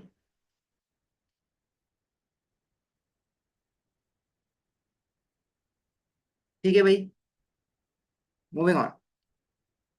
Carboxylic acid C forms when B is hydrolyzed under hot acidic condition. कौन सा कार्बोक्सिलिक? अच्छा यार मिस, हम इतना खो गए रिएक्शन में, यहाँ पे क्या क्या ऑर्गेनिक में घुस गया आके. Carboxylic acid C forms when B is hydrolyzed under acidic conditions. Draw the structure of C. कहाँ था carboxylic acid C? We had B. अच्छा. Oh okay. बी को हाइड्रोलाइज किया है. अच्छा, B have a cyanide nitrile functional group, तो of course we can do hydrolysis of cyanide functional group or nitriles to form carboxylic acid. ठीक है, ये है बी भाई, मैं ये यहाँ पे लिया आया, ये था बी. तो इसका स्ट्रक्चर बनाना है, तो CN would get converted into carboxylic functional group. मतलब इतना सिंपल बस आपने ये करना है, और कुछ इसमें नहीं है. This is C, it had one OH, it will stay as a CH3, इसको भी कुछ नहीं होना, the other CH3 would again stay the same and CN would become carboxylic acid. That's it. Okay, the pKa of C is your now carboxylic acid, is pKa is 3.95. Calculate the pH of 0.5 mole per decimeter cube of solution C. pH आपको निकालना है. The concentration is given, pKa value is given. So first you have to find the concentrations of H positive ion, and then you will find the value of pH by using the formula pH is equals to minus log of H positive ion. अब if you find concentration of H positive ion, अब चाहे कोई भी weak acid हो, the concentration of H positive ion and the anion that comes from the carboxylic acid is same, because we are only getting 1 mole of H positive ion out of this whole molecule. And the concentration of acid, इससे आप पहले H positive ion की concentration निकालेंगे, then you will use the pH formula. Ka value is 3.95. अब pKa value is 3.95. So the value of K would be the formula that relates K and pKa is minus log of Ka. जब हम log हटाते हैं तो वो 10 की power बन जाता है, तो it would be 10 की power minus 3.95. This is your Ka. For H positive ion and A negative ion, the concentration would be equal, and the acid concentration is 0.5. The value of X is the concentration of H positive ion, and minus log of H positive ion would give you the pH. ठीक है भाई, तो this would be minus log of, and H positive ion concentration would be under root, क्योंकि x square हो जाएगा ना, 10 power minus 3.95 into 0.5. ठीक है, कितना आ रहा है pH? What are equal? भाई देखो, पार्शियली आयनाइज हो रहा है या कंप्लीटली आयनाइज हो रहा है, जितना इसमें से H पॉजिटिव आइन निकलेगा, जो एनाइन ऑफ एसिड है, दिस पार्ट, ये सारा पार्ट तो इसका एनाइन है ना, वो भी तो 1 मोल ही निकलेगा ना. So concentration of H positive ion in the anion of the weak acid, मतलब if just takes any simple acid as an example, तो जितना मोल ऑफ H पॉजिटिव आइन निकलेगा, उतना मोल ऑफ इथेनोएट आइन भी तो निकलेगा ना. That's why they are always equal. pH is 2.12, 2.13. Okay. ओ, चले आगे.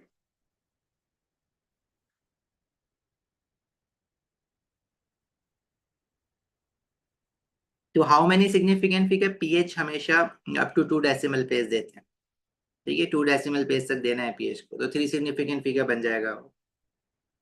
Define a buffer solution. Buffer solution की डेफिनेशन आपको पता है, a solution that resist the changes in pH when small amount of acid और alkali are added to it. हाँ of course, आप रूट के साथ याद कर लें इसको. ठीक है, बिल्कुल कर लें. अब देखिए, क्वेश्चन यूजुअली जो आते हैं ना, वो ऐसे ही आते हैं, बट इस क्या ऐसा हो सकता है कि इस मॉलिक्यूल में we had 2 carboxylic functional group? अगर कोई मॉलिक्यूल ऐसा होता जिसमें से let's say 1 mole of weak acid would giving you 1 mole of H positive ion and 2 moles of anion. तो फिर यहाँ पे इसमें से जो एक X है ना anion वाला वो 2X हो जाता. तो फिर फॉर्मूला अगर आप ये याद करके एक बार आया हुआ है ऐसा क्वेश्चन. पहले मैं फॉर्मूला याद करा देता था वाला. एक बार ऐसा क्वेश्चन आया बच्चों ने फॉर्मूला लगाया एंड दे वर जस्ट ये करके आ गए आंसर गलत हो गया. तो आप पर अगर आपको ये दिख गया है कि 1:1 का रेशियो है तो आपने जो कोई फॉर्मूला याद किया हुआ है इसका डायरेक्टली इस फॉर्मेट में मतलब पीएच का निकालने का फॉर्मूला डायरेक्टली कुछ लोग यूं याद कर लेते हैं ना minus log of under root of P K A into the concentration of acid तो वो डायरेक्टली आ जाता है फॉर 2 मार्क्स. बट यहाँ पे अगर ये इसका 1:1 का रेशियो नहीं है तो ये एक्स एक्स नहीं होगा फिर एक एक्स होगा और एक 2x होगा. और नॉट जस्ट 2x बस इसके ऊपर एक पावर भी आएगी टू क्योंकि ये के जो आ रहा है वो केसी से आ रहा है. हाँ पावर भी आएगी राइट. तो कॉन्सेप्ट पूरा है अगर आपके पास तो आप for 2 marks he is expecting you कि आप यहाँ से लेके यहाँ तक चलेंगे. बट अगेन अगर आपने देख लिया कि ऐसा है तो go for the formula directly. अच्छा भाई moving on define a buffer solution. A solution that resist a solution that resist changes in pH when small amount लिखना जरूरी है of acid or alkali are added to it. नहीं सिर्फ Ksp के लिए नहीं है वो केसी के लिए एक्चुअली. केसी पढ़ा था ये इसमें.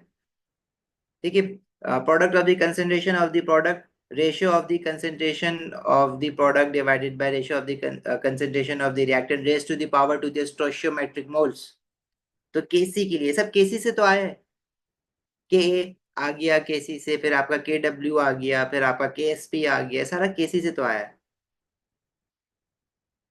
Buffer solution D is made when 20 centimeter cube of 1 mole per decimeter cube of sodium hydroxide is added to 100 cm cube of 0.5 mole per dm cube of solution C. Now solution C is your carboxylic acid. If you're adding alkali to it, this becomes the case of weak acid and salt of weak acid in the same solution that would act as a buffer. So buffer solution के लिए you have to find the pH of buffer solution and the pK of acid is given. You have Henderson equation, Henderson-Hasselbalch equation to find the pH of buffer solution. This is pH is equals to pKa plus log of concentration of salt over concentration of acid, right? So for the concentration of salt, you have to do some stoichiometry in it because when you are adding sodium hydroxide, definitely it will go and react with your carboxylic acid C. But not all the carboxylic acid should be reacting with sodium hydroxide. Some of the carboxylic acid will stay in the reaction mixture and the salt of carboxylic acid that is produced will also stay in the reaction mixture. So the salt of carboxylic acid and the acid itself will make a buffer solution. So you have to do some stoichiometry with it. And if you see the structure of this carboxylic acid, we have only one carboxylic group. It means this carboxylic group would react with this sodium hydroxide in a 1:1 mole ratio. Right? We do not have to make any equations for it. We just have to realize from the structures that 1 mole of sodium hydroxide would be reacting with 1 mole of this particular carboxylic acid C, as it has only one carboxylic functional group. Okay?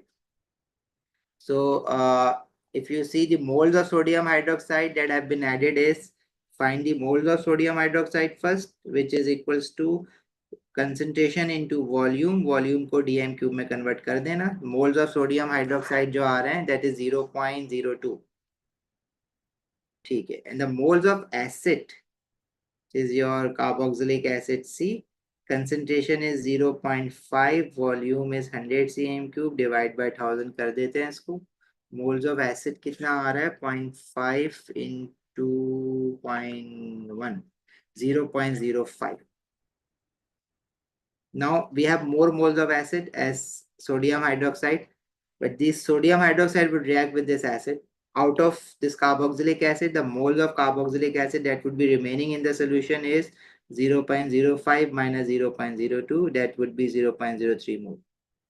Now these moles of carboxylic acid are remaining in the solution, and the moles of salt that going to be produced would be, it will depend upon the limiting reactant. कोई पीछे limiting reactant की बात कर रहा था, तो यहाँ पे ना this sodium hydroxide is your limiting reactant. ठीक है. So of course सॉल्ट की स्टोइचियोमेट्री क्या होगी, 1 mole of alkali must be producing 1 mole of salt, क्योंकि जब सोडियम यहाँ पे आके लगेगा तो ये सॉल्ट बन जाएगा ना, this particular thing would be a salt. So again 1 mole of salt बनेगा. तो moles of salt that we are going to get in this reaction is again as the moles of sodium hydroxide 0.02. ठीक है भाई. अब आपने इस Henderson Hasselbalch equation में you have to put concentrations के लिए you have to divide moles by volume. Salt का मोल्स है 0.02. Volume is if in this reaction mixture you have added sodium hydroxide to carboxylic acid C का जो volume था it was 100 cm cube and you have added further 20 cm cube of sodium hydroxide. So dilution will also take place. 100 plus 20 would give you 120. But ultimately these volumes will get cancelled out. But I guess class में आप लोगों को याद है हमने questions किए हैं इसमें जिसमें उसने इनफैक्ट वॉल्यूम्स का रेशियो निकलवाया हुआ है. तो आपको ये सारी वर्किंग्स आनी चाहिए. इस क्वेश्चन में तो ये कैंसिल आउट हो जाएगा, तो ये तो बड़ा इजी हुआ हुआ है question. Moles of acid is 0.03 divided by volume is again 120. I'm not even converting this volume into dmq because I know that it will get cancelled out. Okay, that's it. That's how you will get the pH of a buffer solution. मैं निकालूं, निकालोगे कोई बताएगा? 0.02 divided by 0.03 log plus 3.77. अगर इस equation से ना करें तो इट्स ओके. अगर आप वो कर रहे हो ना, मतलब अगर आप एच पॉजिटिव आयन की कंसेंट्रेशन निकाल रहे हैं अलग से, तो वही बात है. ये वो सबको मिला के हमने ये इक्वेशन बनाई भी. अगर आप वही कह रहे हैं ना कि अगर आप एच पॉजिटिव आयन की कंसेंट्रेशन निकाल रहे हैं, हाँ परफेक्टली फाइन, वैसे कर लें आप. अगर आपको ये इक्वेशन याद नहीं हुई, कोई मसला नहीं. हम्म. इब्राहिम ये ना करवाओ, बता देता हूँ. भाई आपने उसमें क्या करना है, first you will use the value of P के. ठीक है. आप के की वैल्यू निकालेंगे. देन अगेन जो अभी ऊपर आपने काम किया था, एच पॉजिटिव आइन और सॉल्ट ऑफ एन आइन ना, ये वाली ना एच. तो इसमें फिर आपने डाइल्यूशन भी कंसीडर करनी है अलग अलग से. ठीक है. इसमें फिर कैंसिल आउट कुछ नहीं होगा, उसमें सारी वर्किंग करनी होगी आपको. देखिए आपने अब एसिड के कौन से इसमें कंसेंट्रेशन लोगे, ये वाली कंसेंट्रेशन जो रिएक्ट होने के बाद बची हुई है. ठीक है. दिस मोल्स ऑफ एसिड, इसकी कंसेंट्रेशन निकालोगे फिर, और फिर इससे जो है वो आप अगेन एच पॉजिटिव आयन के मोल्स निकालेंगे. और लेकिन यहाँ पे जो है ना ए नेगेटिव जो सॉल्ट का एनाइन है, यहाँ पे आएगा सॉल्ट की कंसेंट्रेशन. अब सॉल्ट की कंसेंट्रेशन जो हमने यहाँ पे ऊपर रखी है आप ये यहाँ पे रखेंगे, फिर आप एच पॉजिटिव आयन निकालेंगे. ठीक है. तो ये वाली जो आप इक्वेशन यूज करेंगे उसमें आप फिर डायरेक्टली सिर्फ एसिड के साथ नहीं कंसेंट्रेशन रख दीजिएगा. The H positive ion salt, ये ए जो मैं ए लिख रहा हूँ ना, this is basically your concentration of salt. जो कि एनाइन आ रहा है एसिड का, वो सॉल्ट से ज्यादा आ रहा है. मतलब A9 concentration from acid is negligible in front of the concentration of the salt, इसलिए हम उसको इग्नोर कर देंगे. तो यहाँ पे आपने जो एसिड की कंसेंट्रेशन है वो यहाँ पे आएगी, और जो सॉल्ट से कंसेंट्रेशन अल्टीमेटली आ रही है वो यहाँ पे आएगी. और फिर ये एक्स की वैल्यू आप निकालेंगे यहाँ से, और फिर इससे पीएच निकालेंगे. ठीक है. Moles of salt sodium hydroxide वाले क्यों लिए? इसलिए लिए क्योंकि जब आप इसको रिएक्ट करवाएंगे, भाई देखें your carboxylic acid is this carboxylic acid C, जिसमें we have only one carboxylic functional group. मैं लिख देता हूँ भाई. हमारे पास ये है ना CH3A2 है, then we have COH and then we have COOH. This is your reactant. If you are reacting with sodium hydroxide, तो ये आ जाएगा आपका CH3 2COH COO Na positive. ये रिएक्शन बनेगी इक्वेशन. ठीक है. बैलेंस्ड इक्वेशन करेंगे तो 1 मोल 1 मोल 1 मोल 1 मोल आ रहा है सबका. अब acid initially that was given was 0.05 mole. Sodium hydroxide is 0.02 mole. 1:1 का रेशियो है, तो एसिड तो बचा रह जाएगा ना, remaining acid would be 0.03, out of which 0.02 would react with 0.02 mole of sodium hydroxide. तो सॉल्ट की कितने मोल्स बनेंगे? अब either you can find the moles of salt produced from the moles of acid that have been reacted और the moles of sodium hydroxide that have been reacted, not the remaining amount of acid, because ये थोड़ी ना react हुआ है, react तो ये वाले हुए हैं, तो इनमें 1:1 का रेशियो है, तो ये भी 0.02 ही आएगा. And when we are calculating the concentrations, we have to make sure that these are the moles that are produced at the end of a reaction. 0.03 mole of acid that have been remaining, and these 0.02 mole of sodium hydroxide react होके खत्म हो गया. In fact, sodium hydroxide has been completely reacted, but part of acid is remaining, which is 0.03, and the product contains 0.02 mole of salt. ठीक है, लेकिन अब इनको दोनों को जब मिलाया था, both were bringing their own volumes. तो जो फाइनल वॉल्यूम है सोल्यूशन की, इट्स नॉट जस्ट 100 और 20 बट इट्स 120. तो ये सारे मोल्स 120 के वॉल्यूम है, तो इन सब की कंसेंट्रेशन अब 120 वॉल्यूम से निकालनी पड़ेगी. चले आगे. चलो, now question number 3. Fe3 positive ion and Fe2 positive ion are able to form a variety of complexes with different species. Define complex. अब complex क्या होता है भाई? Complex is a species that forms a dative bond with a ligand. ठीक है, वो होता है complex.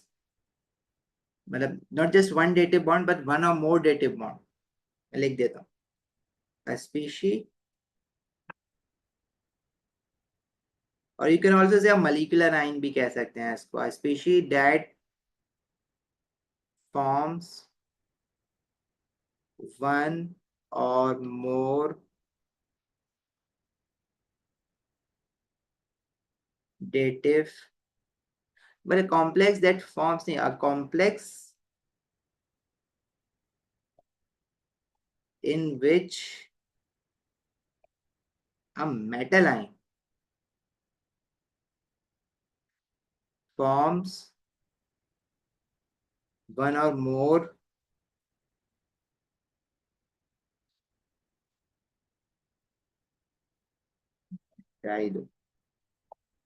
forms one or more dative covalent bond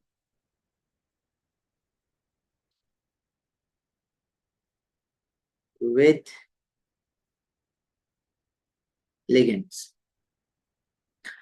अच्छा भाई, part 2 says give some details. Table 3.1 gives some details of different complexes of Fe2 positive ion and Fe3 positive ion. Complete table 3.1. We have Fe2 positive ion, a ligand ammonia, and a coordination number 6, formula and charge of complex. So if we have 6 coordination number, it means each ammonia molecule must be making only one covalent bond. So we must have 6 ligands or 6 ammonia molecule attached to Fe2 positive ion. Ammonia molecule has a charge 0, so the overall charge should be just due to Fe2 positive ion. हाँ, covalent bond लिख दो, complex हमने यही पढ़ते हैं ना.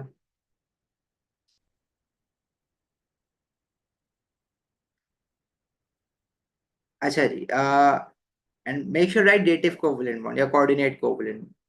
F says, अच्छा, F में we have a tetrahedral complex because each chloride ion is a monodentate ligand. We have 4 chloride ions, it means the coordination number must be 4, and the ligand is Cl negative ion, and the formula of the metal cation is, if you see this, you have 4 chloride ions. ठीक है, FeCl4 को अगर थोड़ा सा solve कर लो, तो Fe is X, chloride ion, each chloride ion has a charge of -1, overall charge is -2. So it is X -4, -2, +4, just +2 again. And in complex G, we have only 3 ligands attached to this, and of course these ligand like these are represented to be a bidentate ligand क्योंकि 3 ligands हैं तो it has to be a bidentate ligand. Coordination number पे 6 हो जाएगा, 3 to the 6, and the charge of iron is Fe3 positive ion क्योंकि जो ligand है En इस पे कोई charge नहीं.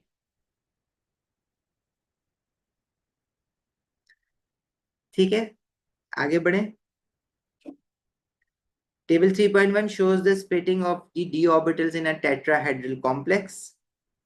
अच्छा भाई, tetrahedral complex में when a transition metal ion forms a tetrahedral complex, the non-degenerate d orbitals or the d orbitals that split in a way that the 3 orbital group goes to the high energy level. The first 3 d orbitals they move to the high energy level, and the last 2 d orbitals they stay at the low energy level. This is opposite in octahedral complex. Octahedral में 2 orbital group, the last 2 orbitals are at the high energy level and the first 3 orbitals stays at the low energy level. If you can label it, that would be great. The first orbital is dx square, dy square and dz square.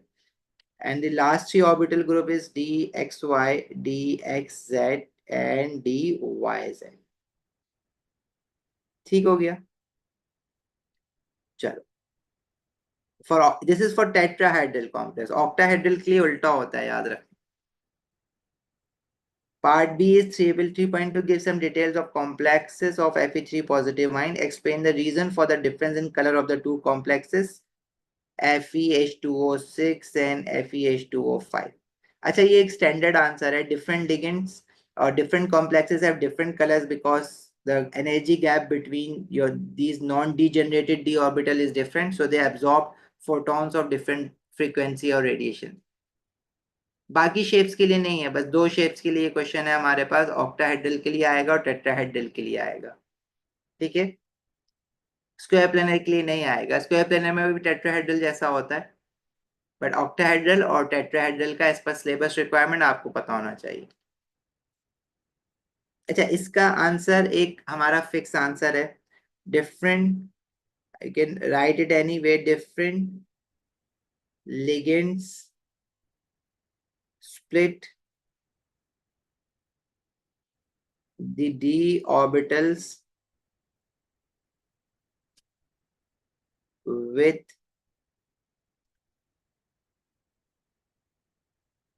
different energy gap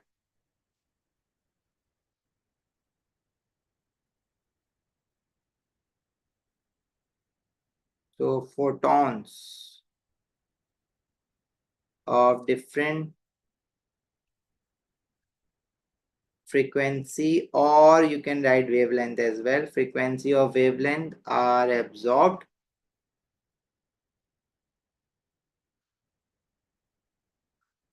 giving different complexes a different color.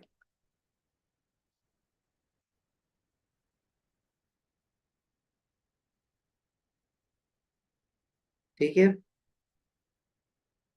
So we have 2 different types of ligands involved in these 2 complexes. So that's why the energy gap between the non-degenerate d orbital must be different. That's why they're absorbing the photons of different frequency.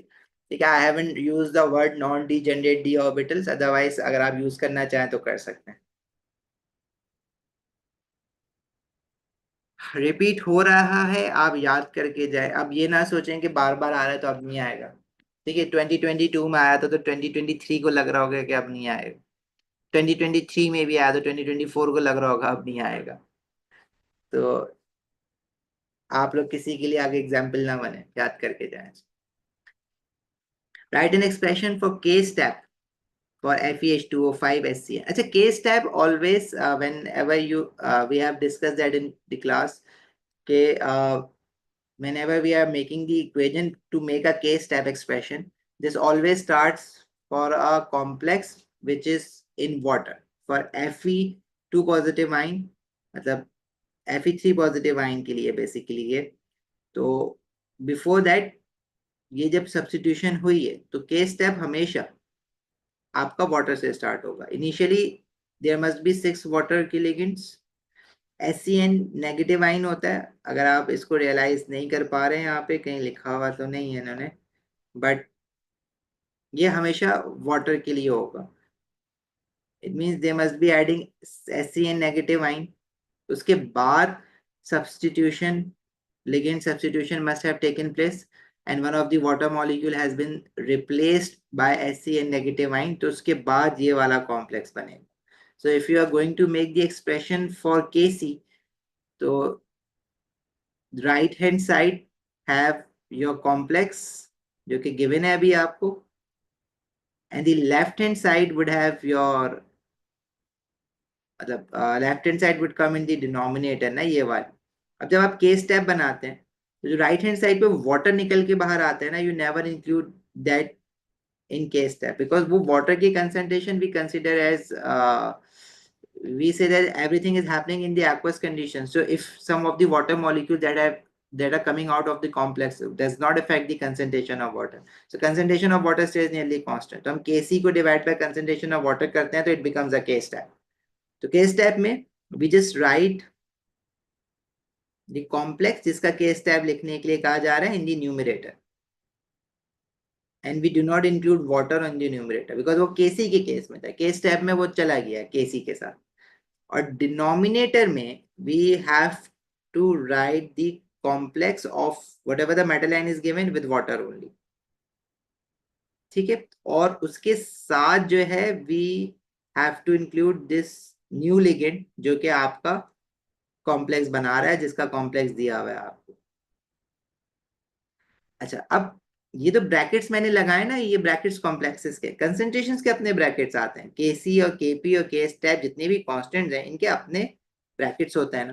Concentration आप कैसे show करते हो? Bracket से show करते हो. तो इसमें ना बहुत मिस्टेक्स होती हैं बनाने में. आप या तो बहुत ही गंदा कर रहे होते हो इस काम. तो अगर ये आपको लग रहा है कि मैं ब्रैकेट, अगर कैलकुलेशन आती है तो और मुश्किल होती है.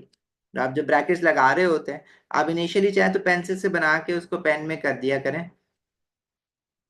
मैं ये नहीं कहूंगा कि भाई ब्रैकेट जो है वो आप डिफरेंट स्टाइल में बना लें. कुछ बच्चे कहते हैं सर अगर हम कॉम्प्लेक्सेस के ब्रैकेट स्क्वायर कर्ली बना लें या फिर हम राउंड ब्रैकेट्स बना लें और फिर ये कंसंट्रेशन के स्क्वायर ब्रैकेट्स कर दें तो क्या मसला है, क्या ये एक्सेप्टेबल होगा? हमारा आंसर स्पेसिफिकली कभी उसने नहीं कहा मार्किंग की मैं क्या ब्रैकेट ऐसे ऐसे बनाए में तो मैं एक्सेप्ट नहीं करूंगा. बट एक जनरल रूल है ना केमिस्ट्री का, you have to show square brackets for concentration, you have to show square brackets for complexes का आइन लिखने के लिए.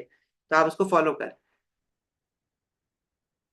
पावर बिल्कुल होती है. पावर क्यों नहीं होती? अब इसमें आपके पास HCN नेगेटिव आइन जो है वो it is we are just adding one HCN negative ion ना, तो उसके ऊपर कोई पावर नहीं आ रही. अदरवाइज वाटर का जो मॉलिक्यूल बाहर आ रहा है वो एक आ रहा है. अगर ये 4 या 5 या 6 आ रहे होते तो फिर मैं उस पर जो पावर लगाता वो तो गायब हो जाती. तो HCN नेगेटिव आइन लेट्स से अगर we have right now we have only one HCN negative ion, अगर यहाँ पे 2 होता तो फिर मैं यहाँ पे 2 लगाता पावर में. इस पर्टिकुलर एक्सप्रेशन के लिए नहीं बन रहा.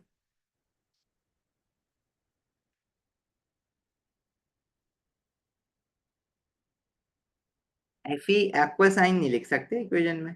आइन होगा तो कॉम्प्लेक्स बनेगा ना. SCN नेगेटिव आइन पे चार्ज जो है वो ब्रैकेट के बाहर ही है. वो मैंने थोड़ा सा आगे पीछे मूव किया है ना, पीछे आ गया. कौन से? ये वाला जो ब्रैकेट है ना, ब्लू वाला जो मैंने ब्रैकेट बनाया उसके बेसिकली SCN नेगेटिव आइन पे जो आपका फर्स्ट ब्रैकेट जो मैंने बनाया है वो चार्ज के लिए बनाया है. उस पर मुझे फर्स्ट ब्रैकेट लगाने की जरूरत नहीं है. ठीक है, ये कॉम्प्लेक्स नहीं है जो मैं जिस पे ब्रैकेट लगाऊं. मैंने लगा दिया बस जल्दी में. There was no need of it. मतलब अगर मैं ब्रैकेट लगाता हूँ HCN नेगेटिव आइन पे तो मैं ब्रैकेट के बाहर माइनस लगाऊंगा. इनफैक्ट ये एक आपका सिंगल मॉलिक्यूलर आइन है, तो इस पे आपको ब्रैकेट लगाने की वो वाला मतलब चार्जेस की वजह से ब्रैकेट लगाने की जरूरत नहीं. ठीक है भाई, आगे बढ़े. use information in table 3.2 to calculate the value of equilibrium constant Kc for the following reaction. अब ये अच्छा, ये वाला काम ना थोड़ा मुश्किल होता है. ये बहुत टाइम बाद दिखा है इस तरह का क्वेश्चन. अब इसमें आपके पास फ्लोराइड आइन को डाला है इन्होंने. अच्छा, अगर आप इनकी केस टाइप की वैल्यूज देखें ना, तो bigger the value of case type shows that that particular complex should be more stable. ठीक है, अब इसमें वो कर क्या रहा है कि is just adding fluoride ion into your second complex to get another complex. अब इसमें आपसे कह रहा है कि इन दोनों, इसकी केसी की वैल्यू बताओ। अब इन दोनों की जो ऊपर केस टाइप की वैल्यू है ना, उसको यूज करके आप इसकी केसी की वैल्यू निकाल सकते हैं। लेकिन उसके लिए पहले आपको ना, मतलब अगर ये बात, अगर आपने पहले ये क्वेश्चन किया हुआ है इस तरह का, अगर आपको ये बात समझ आती है तो ये तो आप फौरन कर लेंगे। मतलब आपको इक्वेशन नहीं बनाएंगे, आपको पता होगा कि जो राइट साइड पे हमारे पास ये कॉम्प्लेक्स है, इसके केस टाइप की वैल्यू, और जो लेफ्ट हैंड साइड पे कॉम्प्लेक्स है उसकी केस टाइप की वैल्यू, ये दोनों डिवाइड होंगी। और जो राइट वाला कॉम्प्लेक्स है वो आपका न्यूमरेटर में आएगा, और जो लेफ्ट वाला है वो डिनोमिनेटर में आएगा। ठीक है, ये बात हमेशा ऐसे ही होती है। बहुत काम आया ये क्वेश्चन, लेकिन उसके लिए अगर आप ये बना के देखेंगे, अगर आपने पहले कभी नहीं किया ये क्वेश्चन, तो मेरे ख्याल से तो मुझे ये पूरा करवाना चाहिए। ठीक है, 1 मार्क का अगर आपने किया हुआ है पहले से, तो आपको पता होगा कि ये किस तरह से किया जाता है। लेकिन मैं करवा देता हूँ इस क्वेश्चन को ना। देखिए भाई, कर लेते हैं कल, कोई बात नहीं। हम यहाँ पे थोड़ा सीखने की कोशिश कर रहे हैं, अगर टाइम एक्सीड भी हो रहा है तो कोई इशू की बात नहीं। अब देखिए, अगर मैं केसी की वैल्यू इसकी बनाता हूँ, अभी अभी हमने बात की थी केसी के लिए। अगर मैं इस कॉम्प्लेक्स के लिए जो मेरा राइट हैंड साइड पर है, इस कॉम्प्लेक्स के लिए अगर मैं केसी की वैल्यू बना, एक्सप्रेशन बनाता हूँ, एक्सप्रेशन बना रहा हूँ केसी की, तो इसकी ना अपनी एक अलग इक्वेशन होगी जो कि स्टार्ट हो रही होगी सिर्फ वाटर से। मतलब इसकी जो इक्वेशन होगी वो ये होगी, Fe, H2O, 6 वाटर के मॉलिक्यूल्स होंगे इसके साथ पहले, फिर उसमें आपने फ्लोराइड आइन डाला होगा, फिर राइट हैंड साइड पे ये वाला कॉम्प्लेक्स बना होगा। तो इसकी जो केसी की एक्सप्रेशन बनेगी वो ये होगी।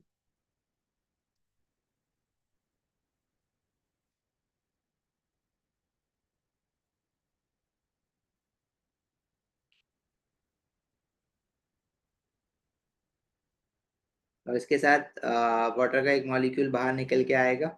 वाटर आएगा इसमें, केसी बना रहे हैं ना, के स्टैप नहीं बना रहे अभी।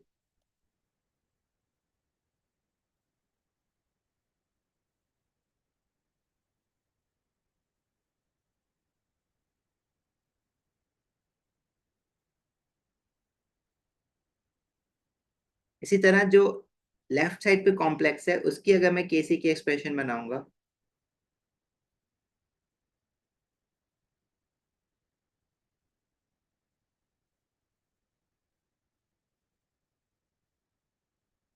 इसमें भी एक वाटर मॉलिक्यूल बाहर आया होगा फ्रॉम, क्योंकि ये कॉम्प्लेक्स जब इनिशियल होगा तो इसमें 6 वाटर के मॉलिक्यूल्स होंगे, चार्ज ऑफ 3 पॉजिटिव, और लेफ्ट हैंड साइड पे एक HCl नेगेटिव आयन आ गया। अगर आप और से देखें ना, अगर मैं ये वाला केसी लेफ्ट वाला डिवाइड कर दूं राइट वाले से, तो हमारे पास ये वाली इक्वेशन आ जाएगी।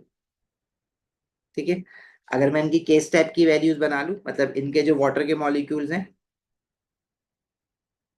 ये मैं दोनों की जगह डिनोमिनेटर में ले जाऊं, ये यहाँ कर लें, ये देखो, ये बन जाएंगे केस टाइप। ठीक है, अब मैं इसको मिटा के कर देता हूँ केस टाइप, बल्कि this is your case type, this is your case type. अब ये दोनों केस टाइप, SCN वाला अगर मैं इससे डिवाइड करता हूँ, नहीं बल्कि न्यूमरेटर में मुझे ये वाला चाहिए ना, तो इसको इससे डिवाइड करें। जब हम इसको डिवाइड करेंगे तो क्या क्या चीजें कैंसिल आउट हो जाएंगी भाई, ये वाला जो है ना FeH2O, ये 3 पॉजिटिव आ रहा है, ये वाले तो देखो, दो, this thing and this thing will get cancel, divide होगा तो रेसिप्रोकल हो जाएगा ना, एक न्यूमरेटर में एक डिनोमिनेटर में। ये HCl नेगेटिव आइन चला जाएगा आपका ऊपर इधर, और आपका ये जो F नेगेटिव आइन है ये डिनोमिनेटर में ही रहेगा, और ये वाली चीज नीचे आ जाएगी। तो आपके इसकी अगर मैं केसी की एक्सप्रेशन आपके सामने बनाऊं, Fe, H2O5, 2 पॉजिटिव और SCN negative divided by Fe। बहुत, अगर ये सॉल्व करने बैठ गए ना वहां पे, तो मैं तो कहूंगा भाई छोड़ देना फिर, क्योंकि एक मार्क के लिए फिर आप, या आपको लग रहा है जितने इत्मीनान से मैं कर रहा हूँ ना, आप लोग नहीं करेंगे। आप लोग इस इतने से स्पेस में इसको लिखने की, आप जो कर रहे होंगे ना, और मेरे ख्याल से एक ही एक्सप्रेशन लिख रहे होंगे इतने स्पेस में, तो आप ये याद करेंगे ये कैसे होता है, किस तरह से हो रहा है। आपको जो राइट साइड पे है ना कॉम्प्लेक्स, और जो लेफ्ट साइड पे, मतलब इसके केस स्टेप डिवाइडेड बाय इसका केस स्टेप। अगर मैं इसको डिवाइड कर दूं दोनों केस स्टेप को, मतलब इनके एक्सप्रेशन को अगर मैं डिवाइड करूं, तो ये पहले तो बीच में मल्टीप्लाई आएगा, जब ये मल्टीप्लाई आएगा तो ये रेसिप्रोकल हो जाएगा। तो सबसे पहले तो this thing will get cancelled out. ठीक है, फिर आपके पास ये वाली चीज न्यूमरेटर में होगी जो कि यहाँ पर है, SCN नेगेटिव आइन न्यूमरेटर में आ जाएगा जो कि यहाँ पर है, ये डिनोमिनेटर में आ जाएगा, और ये डिनोमिनेटर में, तो इसकी केसी की एक्सप्रेशन बन जाएगी। तो ये आपने ये सारा काम नहीं करना है, आप एक मार्क के लिए इस पे इतना टाइम स्पेंड नहीं कर सकते, ये आप याद करें कि ऐसे होता है। और ये कोई बहुत रिपीटेड क्वेश्चन नहीं है, आ चुका है पहले, लेकिन तो आना तो चाहिए आप। ठीक है भाई, क्या आ रही है value?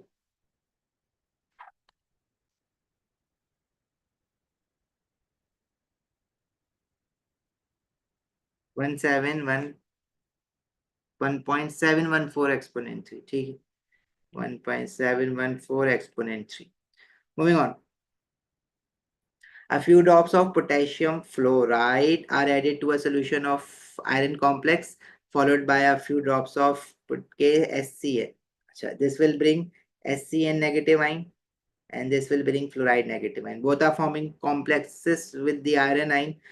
So use the information in table 3.2 to describe any observation. After each addition, explain your answer. So when you are going to add potassium fluoride, अच्छा, FeH2O6 वाला जो complex है, this one, this is violet in color. If you are adding fluoride ion, so you are adding potassium fluoride, so this will bring fluoride ion into the aqueous solution. Again, ligand displacement will take place, and because this case tab is more stable, so obviously it will form, and displacement will occur, and the color will change from violet to colorless. Yes, violet to colorless. तो दोनों को अलग अलग करके डाला है ना, तो पहले on addition of potassium fluoride, colour changes from violet to colourless. ठीक है, एक्सप्लेन भी करना है, तो फिर आप इसमें लिखेंगे कि के step of this complex is greater than this complex, so it's a more stable complex. As K step of FeH2O5F is greater than FeH2O6, so more stable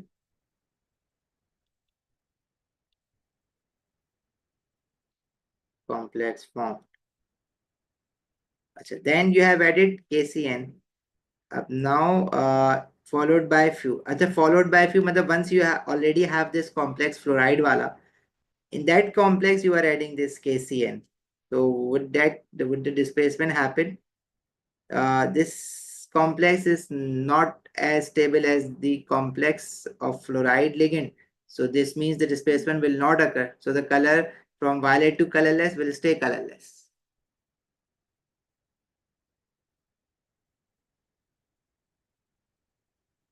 However, on adding KCN, color stay colorless as FeH2SCN.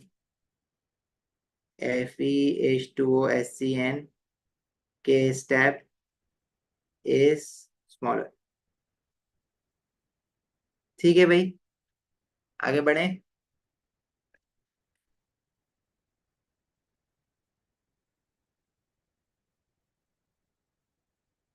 चलो,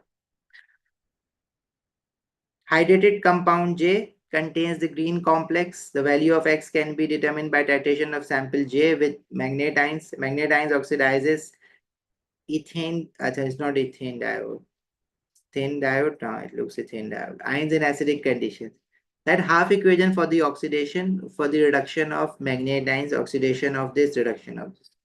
अब एक कासिम, आप ये पूछ रहे थे अभी, थके तो नहीं हो, ब्रेक तो नहीं चाहिए? अच्छा, you have the complete equation, आपको हाफ इक्वेशन चाहिए दोनों की अलग अलग। मैग्नेट आयंस की तो मोस्टली लोगों को याद भी हुई होती है, but again how do you make the half equation? You have a complete equation, just see the change in oxidation number of each element. Magnet ions में मैग्नीज की oxidation number would be 5 minus plus 7, और ये change हो रहा है Mn2 positive में, तो I would go for this thing first, MnO4 negative, it is being converted into Mn2 positive ion. So it must be like gaining electrons, नहीं, magnet, हाँ, must be gaining electrons, क्योंकि manganese था positive 7, ये जो overall charge है ये अलग है, मैग्नीज की बात कर रहा हूँ, +7 से +2, must be gaining 5 moles of electron. ठीक हो गया। अच्छा, अभी इसमें अब H पॉजिटिव आइन लगाना है या वाटर लगाना है, तो अंडर एसिडिक कंडीशन ये काम हो रहा है। और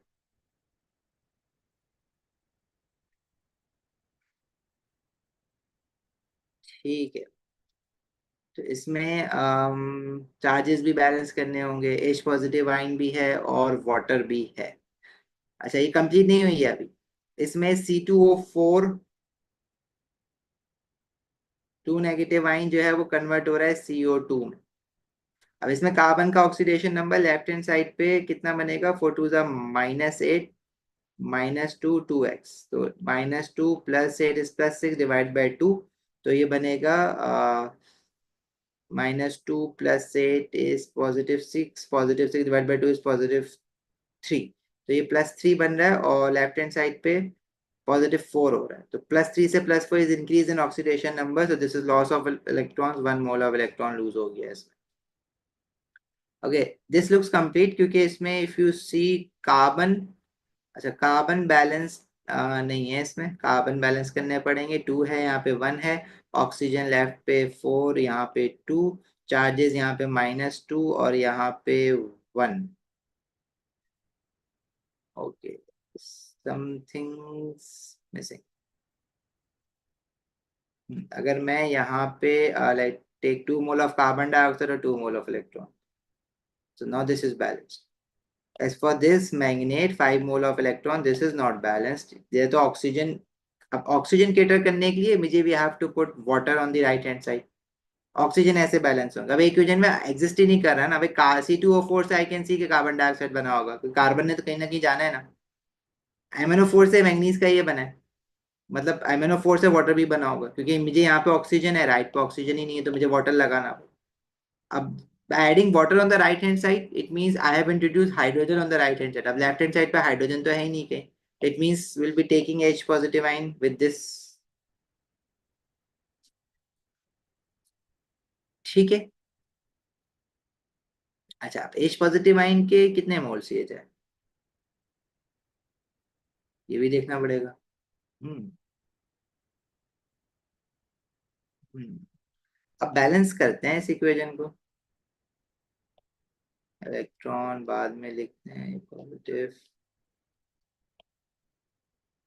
चलो, मैंगनीज लेफ्ट पे 1, राइट पे 1, ऑक्सीजन यहाँ 4 है, यहाँ 1 है वाटर के साथ, तो सबसे पहले तो वाटर के साथ we must have 4 moles of water, hydrogen हो जाएंगे 4 2 8, तो H पॉजिटिव आइन के साथ फिर 8 लगाना पड़ जाएगा, 8 H पॉजिटिव आइन। चार्जेस बैलेंस हुए, -1 ये रहा और +8 ये रहा, -1 +8 इज +7, +7 +5 मोल ऑफ इलेक्ट्रॉन हो जाएगा 5 6 7, +2 बनेगा, और यहाँ पे +2 है, देखो ये बैलेंस हो गई, ऊपर वाली भी बैलेंस हो गई। हम्म और जब मैं इनको दोबारा से मर्ज करूंगा ना तो यही बननी चाहिए इक्वेशन। मतलब अगर मैं इसको ऐड करने के लिए इस नीचे वाली इक्वेशन को मल्टीप्लाई बाय 2 करेंगे, ऊपर वाली इक्वेशन को मल्टीप्लाई बाय 5 करेंगे, तो इलेक्ट्रॉन इलेक्ट्रॉन 10 10 होके कैंसिल आउट हो जाएंगे। कार्बन डाइऑक्साइड देखो 5 2 10 बन जाएगा। वाटर नीचे 2 4 जार देखो 8 बन जाएगा, 8 है। मैंगनीज देखो 2 बन जाएगा, मैंगनीज आइन, ठीक है भाई। एच पॉजिटिव आइन देखो 8 2 16 बन जाएंगे। परफेक्टली इक्वेशन आ रही है ऊपर वाली, these are the half equation. ठीक है भाई, इसमें थोड़ा सा करना पड़ेगा, दिमाग लगाना पड़ेगा। चलें आगे बढ़े। नाश्ता भी नहीं किया, तेज कर रहा हूँ। A student prepares a solution of containing 0.1 gram of J. The student titrates the solution with 0.2 mole of acidified KMnO4. The titer obtained is 12.2. Assume that all the C2O4 2 negative ions are oxidized. Calculate the value of X. आसान question है, moles का है, 4 marks. 4 marks, उफ, क्यों भाई? इतना आसान है, मतलब you can just do it directly on your calculators, पर लिख देना कुछ ना कुछ इसके लिए। अच्छा भी, कुछ ना कुछ मतलब सारे स्टेप्स लिखने हैं। Student prepares a solution of 0.1 gram of J. J is your this hydrated salt, जिसमें x moles of water of crystallization है। Titrate किया है इसको with KMnO4। अच्छा, you have the equation KMnO4 reacting with this compound C2O4 3। ये सारा J में से ही आ रहा है ना, 2:5 का रेशियो है मेन इक्वेशन में। तो अगर आप KMnO4 के मोल्स निकालेंगे, वही मैग्नेटाइंस के मोल्स भी होंगे। Very simple, moles of KMnO4, they are same as that of the moles of magnetite। और वो कैसे निकालेंगे? C into V करके। concentration is 0.02 and the volume is 12.20 divided by 1000। Once you have the moles of magnetines, you can find the moles of C2O4 2 negative ion, because if you see the equation, the ratio is 2:5। 2 moles of,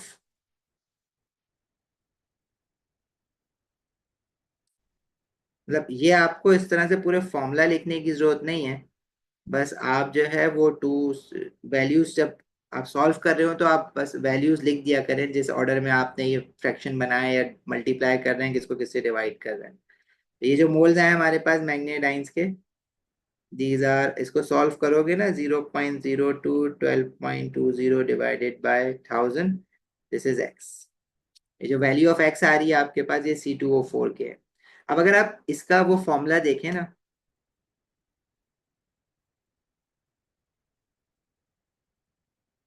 so this formula is giving you 1 mole of this formula is giving you 3 moles of C2O4। तो ये जो भी x की value आएगी, in order to find the mole of this compound you will have to divide these moles by 3, क्योंकि इसके 1 मोल में से you are getting 3 of this ion। ठीक है, तो ये जो x की वैल्यू है इसको डिवाइड बाय 3 करेंगे तो मोल्स ऑफ अ कंपाउंड बन जाएगा। अब ये वैल्यू आपकी, अब मैं एंड में सॉल्व कर लूंगा, लिख ही लेते हैं इसको भी। 1000 और इसको फिर होल डिवाइडेड बाय आप 2 करेंगे, न्यूमरेटर में चला जाएगा ये। इसको होल डिवाइड बाय 3 करेंगे। अब ये आप लोग जरा सॉल्व कर लें बीच में तो समझ आ जाएगी बात। तो ये 3 आ जाएगा, इसके किसके मोल्स आ जाएंगे? मोल्स ऑफ कंपाउंड जे। अब इस पूरे मोल्स ऑफ कंपाउंड जे के अगर आप क्या कहते हैं, मास निकालें, एमआर निकालेंगे, इस mass is given that is 0.1, और इसके जो मोल्स आएंगे वो आप यहाँ रखेंगे, डिवाइडेड बाय इसका एमआर आ जाएगा। इसके एमआर में up till water you can find its mass, मतलब इसका जो भी एमआर आएगा उसमें आपके पास पोटेशियम है 3 mole of potassium, 3 into 39.1। You have iron 56। फिर आपके पास इसमें कार्बन है, ऑक्सीजन है, plus x moles of water. Carbon is 3 to the 6 into 12, 4 3 the 12 into 16 plus 18x। यहाँ से आप इसके x की वैल्यू निकालें। ठीक है, value of x is coming as 3। Direct ये वाली यहाँ से वैल्यू निकाल के ये मोल्स है, मोल से एमआर निकाल लो।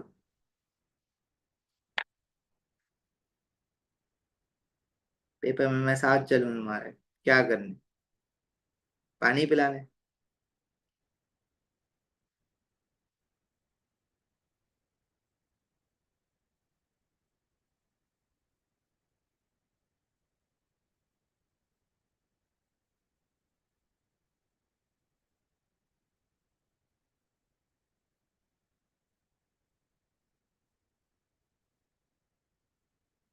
ज्यादा ही डायरेक्ट कर लिया हमने।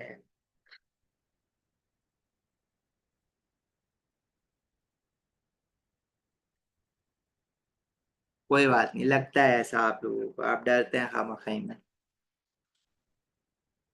क्या हुआ शहीद? मुझे कोई बता रहा है इसका आंसर? मुझे तो कुछ ज्यादा ही डायरेक्ट कर लिया सब, मुझे अगर एक जैसे आंसर सब बता दोगे तो कंफर्म हो जाएगा कोई कैलकुलेशन मिस्टेक्स नहीं है।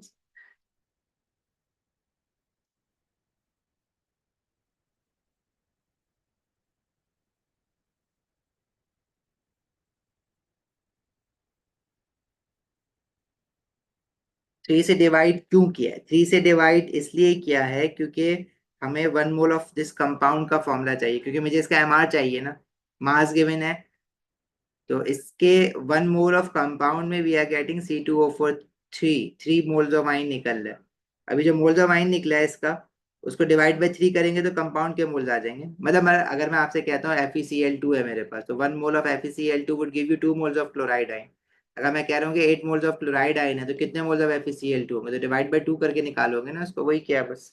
सबका 3 आ रहा है by this working, same working के साथ आ रहा है ना।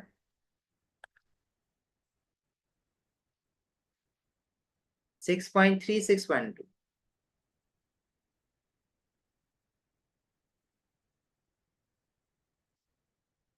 यार इतनी बड़ी वेरिएशन नहीं ना मुझे। एमआर कहाँ गिवन है? ओ, एमआर गिवन है 437.1। देखा ही नहीं मैंने, और आसान हो गया है।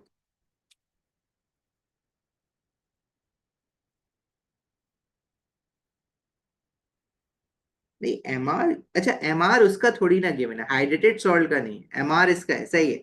मतलब ये वाला जो पार्ट है वाटर ऑफ क्रिस्टलाइजेशन वाला, 437.1, ये जो मैं इतना बड़ा काम कर रहा था ये नहीं करना पड़ेगा, इसकी जरूरत नहीं।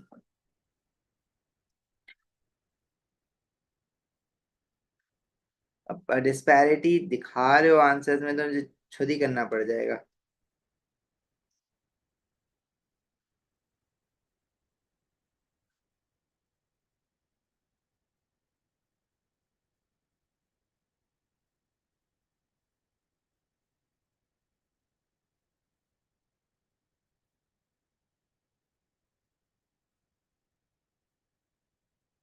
मान रहे हैं मतलब पूरा हाइड्रेटेड सॉल्ट का 491, 437.1, ठीक है, डिवाइडेड बाय 18, 3 आ रहा है, ठीक है भाई चलें। हाँ, उसकी जरूरत नहीं थी। 491.8, तो 491.8, ठीक है भाई, 3 बन रहा है ऐसे, good. Question number 4, state the difference in the basicities of ammonia, propanamide and propylamine. Explain your answer. Acha, amides we have studied in our classes, and we have established that amides are neutral because the lone pair on the nitrogen is delocalized over the uh, pi bond in the oxygen of amide. So these are neutral. Propylamine is basic in nature because the lone pair on the nitrogen atom is more readily available to accept H positive ion because of the electron pushing alkyl groups, and ammonia would come at the center then. Ammonia is basic in nature because lone pair is again available to accept H positive ion, but not as much as in alkylamine because alkylamine has a electron releasing group attached to it with nitrogen, so it has more positive inductive effect.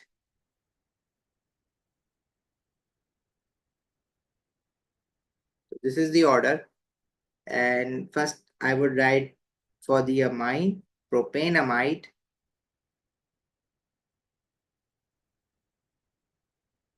is not basic or is neutral भी लिख सकते हैं, और not basic because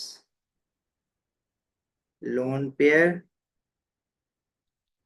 on nitrogen atom is delocalized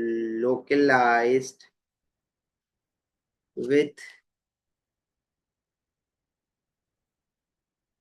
oxygen atoms pi electrons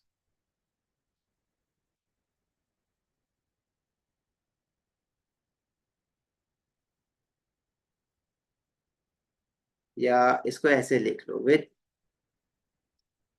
delocalized over carbon oxygen double bond है ना, amide में carbon oxygen double bond जिस bond, तो ये इधर स्प्रेड आउट हुआ हुआ होता है actually, is delocalised over carbon oxygen double bond due to pi bond and electronegative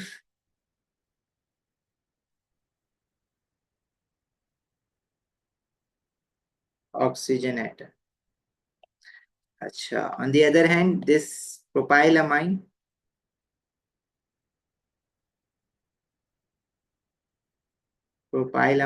has a electron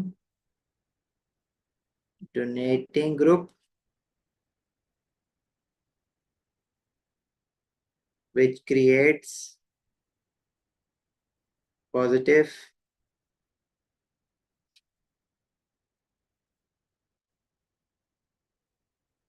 inductive effect on nitrogen, and lone pair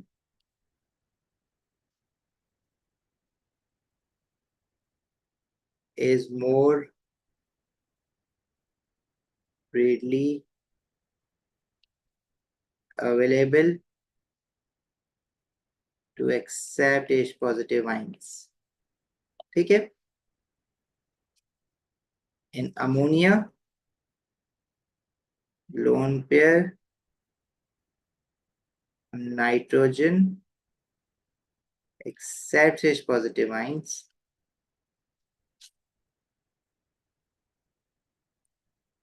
not readily as propylamine. In last वाली बात ना भी लिखे ना तो इट्स ओके, मिल जाएंगे marks, but it's always better कि आप तीनों को डिस्कस कर लिया करें. अच्छा जी, figure 4.1 shows two different ways to synthesize propylamine and compound K and L and region M in figure 4.1. अच्छा, फर्स्ट रिएक्शन में ammonia is reacting with reagent K to form amide. ठीक हो गया, तो it K must be your acyl chloride. Acyl chlorides they react with ammonia to form amide. M amide से we are getting amine, it reduction of amine हो रहा है, reduction of amide हो रहा है. ठीक है, this is reduction of amides. और फिर L to M जा रहे हैं. अच्छा, ब्रोमोइथेन से इथेनॉलिक पोटेशियम साइनाइड में this should be your nucleophilic substitution, जिसमें आपका नाइट्राइल बनेगा, क्योंकि we can see the increase in carbon chain, the only reaction that can increase the carbon chain is nitrile वाला reaction. And then we are getting nitrile से amine, again reduction of nitriles हो रहा है. तो K is your acyl chloride. Identify करना है कितने carbon वाला एसाइल क्लोराइड होगा, 3 कार्बन वाला एसाइल क्लोराइड होगा ना ये, मतलब it has to be CH3 CH2 COCl, जिसपे आके NH2 लग गया आके. ठीक है, नाम लिखना चाहो नाम लिख दो, फॉर्म आइडेंटिफाई करने के लिए कहा है ना, फॉर्मूला लिखना चाहो फॉर्मूला लिख दो. Then L is your CH3 CH2Cl propane nitrile, and M which should be M is your reaction conditions. अच्छा, दोनों एक ही है, रिडक्शन हो रही है, रिडक्शन की रिएक्शन कंडीशन आप LiLH4 रिड्यूसिंग एजेंट ले लें, LiLH4 इन राइट. ठीक है, के हेलोजन भी तो हो सकता है, नहीं हेलोजन कैसे होगा, कौन सा हेलोजन होगा, वो फिर अमाइन बनेगा, अमाइड नहीं बनेगा। This is your amide functional group, ये अमाइन नहीं है। कार्बोक्सिलिक एसिड के साथ नहीं होता एडिशन एलिमिनेशन, आपने एसाइल क्लोराइड्स के साथ पढ़ा है। कार्बोक्सिलिक एसिड से कब आपने अमाइड बनाया? आप यूजुअली एसाइल क्लोराइड से ही बनाते, मोस्टली एसाइल क्लोराइड से बनाते। कार्बोक्सिलिक एसिड से आप बनता भी नहीं है वो। ठीक है, एसाइल क्लोराइड से ही पढ़ा है आप, याद रखना पड़ेगा अभी। अच्छा भाई, compound N is this, amide है इसमें। Then we have this ether, जो आपको नहीं पढ़ना, अमाइड है, दो अमाइड है। Compound N is treated with an excess of concentrated HCl. Okay, hydrolysis of amide will take place. N undergoes complete hydrolysis to form three organic products. The products are isolated from the reaction mixture at pH 4. pH 4 is your acidic conditions. Draw the structure of three organic product at pH 4. So when you are putting in acid into this compound, the amide bond will break, carbon nitrogen bond will break. So the three fragments would be NH. This is in the acidic condition with HCl. So after this being produced, amine, it being basic in nature, it will react with acid to produce ammonia mine ना। HCl के साथ chloride ion लग जाएगा, तो ये तो react हो जाएगा इसके साथ लाइक। और जो बीच वाला है आपका, ये वाला जो पार्ट है, इसके एक एंड पे कार्बोक्सिलिक आ जाएगा। ठीक है, and the other and would get, बाकी सब तो मैं ऐसे ही बना रहा हूँ जो बना हुआ है। Other and would be amine, तो अगेन वो रिएक्ट कर जाएगा Cl के साथ। और जो लास्ट वाला है, this is your again carboxylic. ठीक है, ईथर हमेशा वो सॉरी ईथर कह रहा हूँ, LiLH4 हमेशा ईथर में यूज होता है, हमेशा ड्राई ईथर में, कभी भी एक क्वेश्चन है whenever you are writing LiLH4 हमेशा ड्राई ईथर। ठीक है, इसकी कोई फर्क नहीं, हमेशा dry ether, because it is very reactive, it reacts explosively with aqueous solution. ठीक हो गया, चलो। अच्छा गाइस, 5 मिनट का जरा ब्रेक ले लो।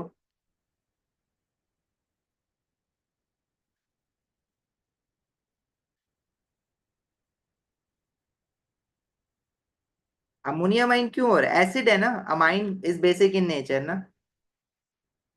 तो वो एसिड जो डाला है वो HCl डाला हुआ है आपने, तो वो प्रोडक्ट बनने के बाद रिएक्ट हो जाएगा, इसलिए अमोनिया माइन बनाया मैंने। NH2 से NH3 बनेगा, NH3 होता तो NH4 प्लस बनता। ठीक हो गया भाई। Part D, just try to solve it, just I need 5 minutes now, I'm coming back।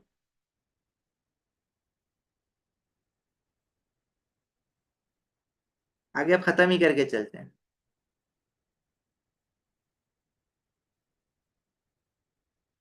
First 2 boxes के अलावा अब देखो, मार्क्स डिस्ट्रीब्यूशन इसमें ऐसे होगी ना, 4 मार्क्स है तो मोस्ट प्रोबेबली जो लास्ट वाला है ना, that is the easier one, तो उसने ना कॉम्बो बनाया हुआ होगा, फर्स्ट 2 करेक्ट, 2 इस तरह से मार्क्स दिए हुए होंगे, फिर इस तरह से किया हुआ होगा इसने। बाकी 1 मार्क जो है वो उसका सही NH3 बनाने का मार्क दिया हुआ होगा, कुछ इस तरह से डिस्ट्रीब्यूशन होगी। मार्किंग की है नहीं इसकी, तो मुझे एग्जैक्ट जरूरी नहीं है यही हो, बट हाँ इस तरह से मोस्टली यही होता है कि एक अमोनिया माइन का मार्क दिया हुआ होगा कि +3 +1 चार्ज लगाया नहीं लगाया बच्चों ने, और तीनों स्ट्रक्चर करेक्ट बनाया, तो कुछ इस तरह से होगा। कॉम्बिनेशन क्या है उसका, वो फिर मार्किंग की से पता चलता है।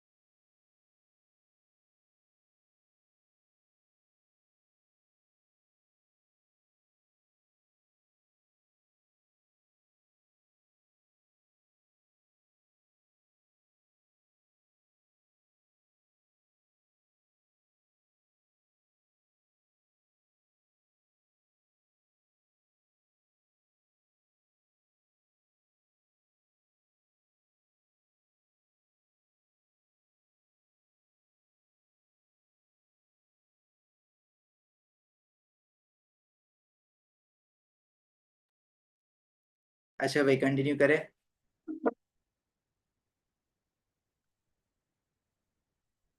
जो गलत होगा वही दूंगा। फिनाइल अमाइन किसका कह रहे हो, इसका कह रहे हो? इसमें फिनाइल अमाइन तो कहीं नहीं है।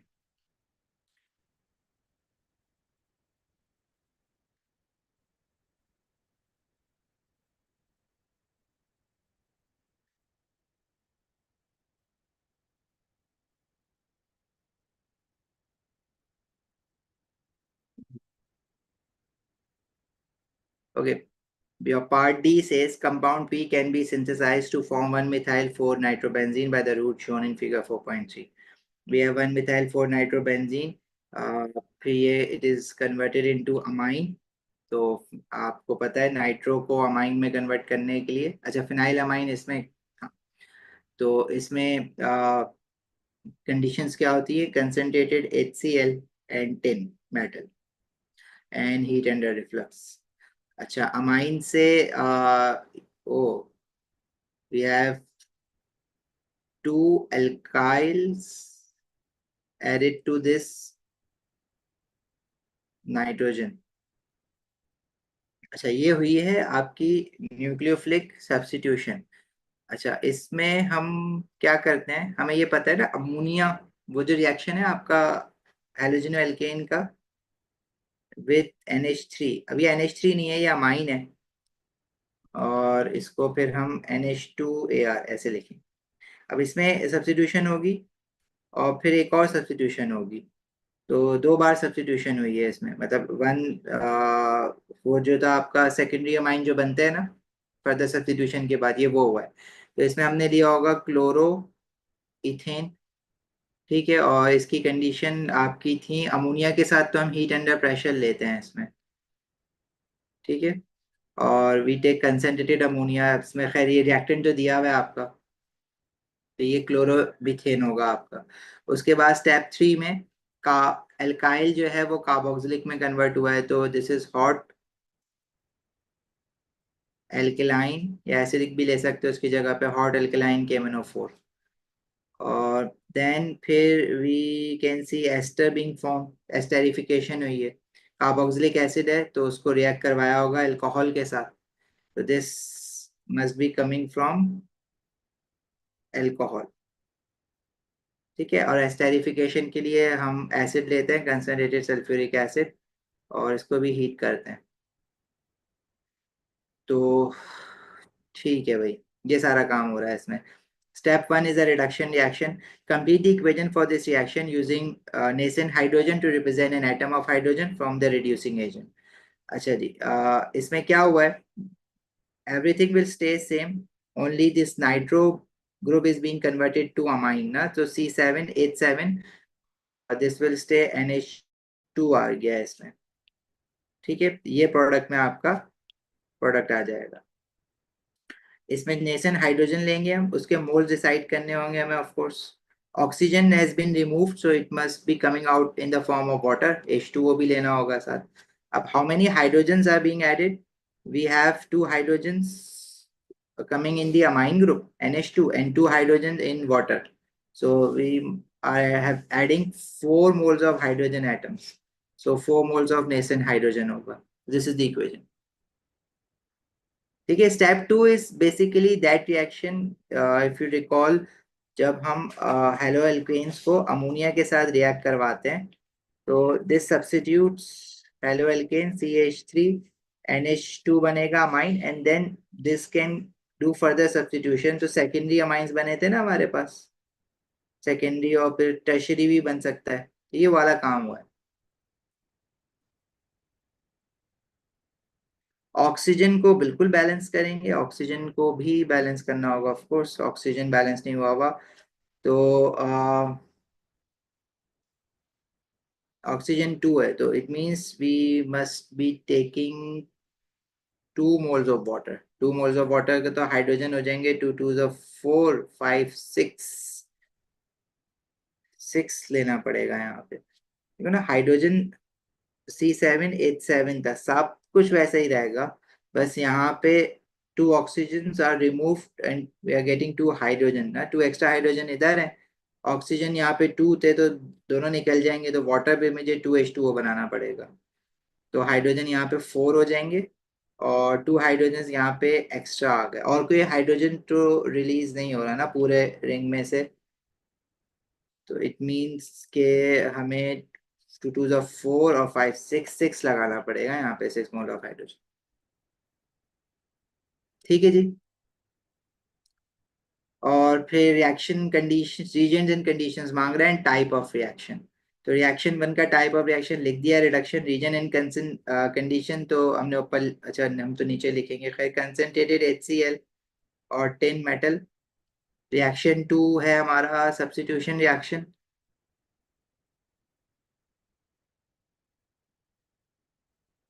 और इसकी रीजन इसमें होगा हमारा क्लोरो इथेन। ठीक है, अमोनिया होता है तो हम हीट अंडर प्रेशर करते हैं, क्योंकि हम जब हीट करते हैं तो अमोनिया जो है ना वो इवापोरेट हो जाती है, इसलिए we always heat under pressure. लेकिन यहाँ पे तो अमोनिया नहीं है ना, अमाइन है पूरा, तो प्रेशर की जरूरत नहीं। थर्ड रिएक्शन जो है हमारा वो है हॉट अल्कलाइन KMnO4 के साथ, ये ऑक्सीडेशन कहलाती है भाई, ऑक्सीडेशन ऑफ एल्काइल बेंजीन पढ़ा था ना आपने। इसमें आप लेते हैं alkaline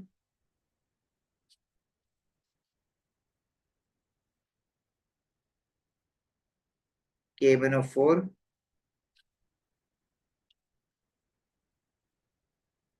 and fourth is esterification हुई है, तो कंडेंसेशन रिएक्शन है, टाइप ऑफ रिएक्शन। और इसमें हमने अल्कोहल लिया है, जो अल्कोहल है हमारा वो आपका C तो ये हो जाएगा CH3, फिर CH, फिर ब्रैकेट CH3, ब्रांच में भी एक CH3 है ना, आगे CH2, CH2 एंड OH। ठीक है, और इसकी हम लेते हैं condition concentrated sulphuric acid plus heat. Name लिख सकते हो, हाँ रीजेंट में बिल्कुल लिख सकते हो। ब्यूटानॉल, हाँ लिख सकते हो, नाम नाम लिखना चाहो आप नाम लिख सकते हो। 2 methyl butanol, yes. Butane one और लिखना। बेटा क्वेश्चंस करते करते याद होता है, जितनी दफा याद किए भूल जाते हैं, तो नॉर्मल थिंग सबके साथ होता है। आप क्वेश्चंस करते करते आप इसको एक साथ लिख के भी आपने समरी भी बनाई हुई होगी। क्वेश्चन प्रैक्टिस से ही याद होती है बार बार जब चीजें आती हैं आपके पास। एल्काइलेशन नहीं होगा, because the reagent could be CH3 AlCl3। अगर मैं AlCl3 लेता तो फिर बेंजीन रिंग में सब्स्टिट्यूशन होती। अगर मैं CH3 के साथ हेलोजन करियर ले लूंगा ना, लुईस कैटलिस्ट, तो फिर वो तो बेंजीन रिंग में जाके सब्स्टिट्यूशन करवाएगा। यहाँ पे तो ये वाला रिएक्शन हुआ है, हेलो एल्केन जो है वो अमाइन ग्रुप के साथ रिएक्ट हुआ है। ठीक है, चलो भाई question number 5। Cumene is a aromatic hydrocarbon used in the synthesis of other useful chemicals. Complete table 5.1 to show the number of sp2 and sp3 hybridized carbon। तो अब आपको पता है कि sp3 hybridization happens when we have carbon with 4 bonded pair 0 lone pair। So how many carbons are there with 4 bonded pair 0 lone pair? 1 and 2 and 3। 3 carbons are sp3 hybridized, and sp2 is 3 bonded pair 0 lone pair। All the carbon of benzene ring are sp2 hybridized, so 1 2 3 4 5 6 in total। Cumene can be synthesized through a Friedel-Crafts alkylation reaction shown. Name the mechanism involved in the Friedel-Crafts alkylation shown in figure 5.2। With benzene, the reaction mechanism is electrophilic substitution reaction mechanism। The first step of reaction forms CH3 to CH. This is your electrophile generation। Identify a suitable region for the formation of this cation from 2 bromopropane। तो this has to be your halogen carrier, जो कि AlBr3 भी हो सकता है और FeBr3 भी हो सकता है। इसकी इक्वेशन भी मांग सकता है, ठीक है, इक्वेशन भी याद बनानी आनी चाहिए आपको। हाइब्रिडाइजेशन में क्या होगा? हाइब्रिडाइजेशन में आपको बस ये याद रखना है ना, sp3 hybridize are those carbon atoms which have 4 bonded pair 0 lone pair, And sp2 hybridize are those carbon with 3 bonded pair, 0 lone pair. sp2 and sp hybridize are those carbon with 2 bonded pair and 0 lone pair. वही as वाला ही है. Hybridisation आपने carbon की पढ़ी है, आपने nitrogen की पढ़ी होती है. इसमें नाइट्रोजन की क्या है, sp3 कब होगा, जब 3 बॉन्डेड पेयर 1 लोन पेयर होता है. sp2 कब होता है, जब आपका 2 बॉन्डेड पेयर 1 लोन पेयर होता है. और sp कब होता है, जब आपका 1 बॉन्डेड पेयर 1 लोन पेयर होता है.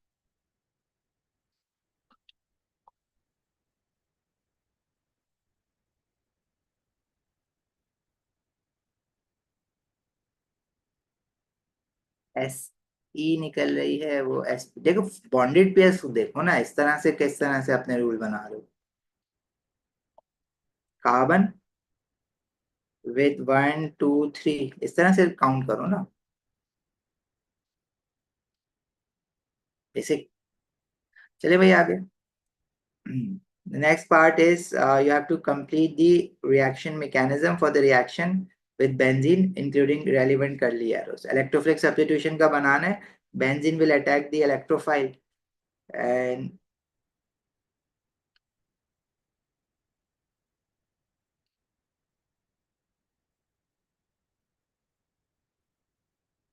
ठीक है, and we will get H positive. ये तो सिंपल सा है, आगे बढ़ते हैं. Fiddle craft alkylation of benzene of 1-bromopropane also produces cumene as a major product. Okay. This electrophile cation formed in the first step quickly rearranges to form this electrophile. Suggest why this is the case, explain your answer.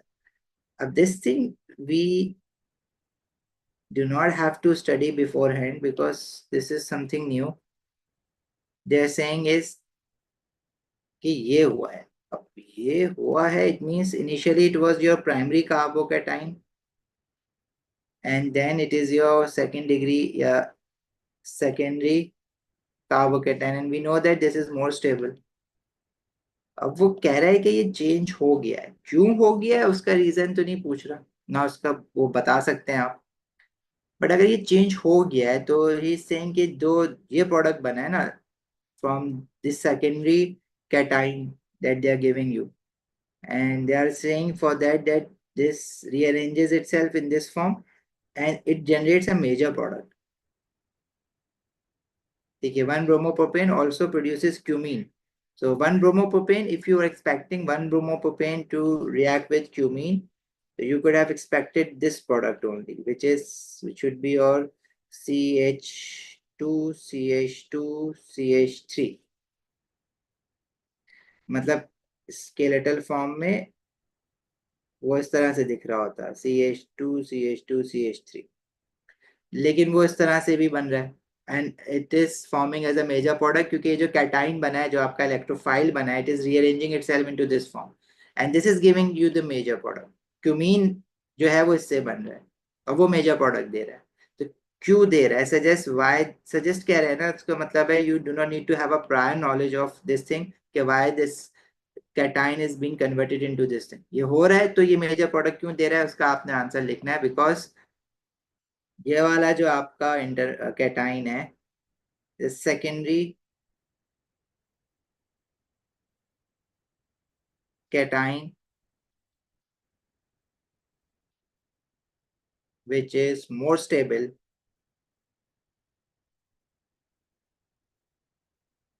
due to more positive inductive effect.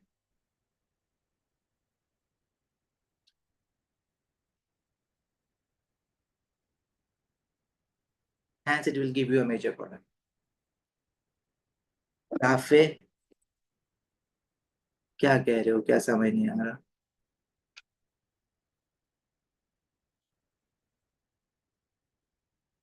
Carbon हाँ उसके भी देखो, carbon जो benzene के साथ, वो benzene का carbon जिसके साथ चेन्स अटैच्ड है उसकी बात कर रहे हो ना. कहाँ गया वो sp3 sp2 हाइब्रिडाइज, वो आगे आ गया उससे तो.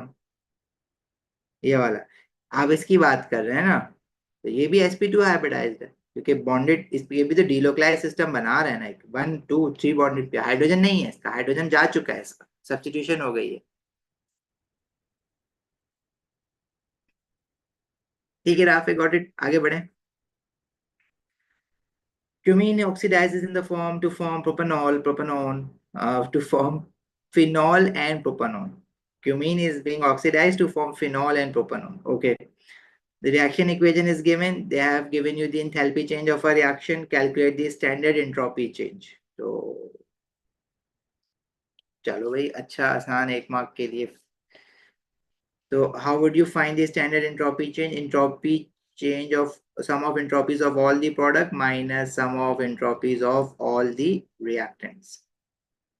So product में you have phenol, उसका entropy is given which is as 146 plus 200, दोनों का 1 मोल है। Reactants का 278 plus oxygen is 205. This would give you entropy change in joules per Kelvin per mole. Most stable is your tertiary, primary is your least stable. Or the more stable the cation or carbocation would give you more major product. Minus 137. So the reaction one is feasible at 25 degrees Celsius. So 25 degrees Celsius is 298 Kelvin. We have to, how do you convert Celsius into Kelvin? 273 के साथ add करेंगे. So in free energy is in enthalpy change minus T into del S. Okay, if you are saying that the reaction one is feasible at 25 degrees Celsius, it means the value of free energy should be negative value. So enthalpy change of a reaction is given, which is minus 371. ऊपर given है minus 371. Temperature is 298 Kelvin. Change in entropy is system की minus 137. इसको divide by 1000 कर देना क्योंकि enthalpy change is in kilojoule per mole. If your free energy is coming out as a negative value, it means the reaction one should be feasible at this temperature. Otherwise, it won't.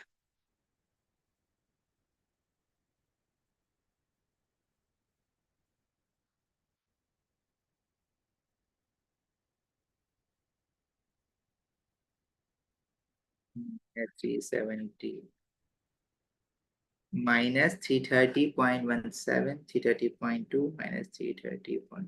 Yes. As del G is less than 0, so reaction is feasible at 25 degrees Celsius. चलें भाई, moving on. Figure 5.4 shows two reactions of phenol.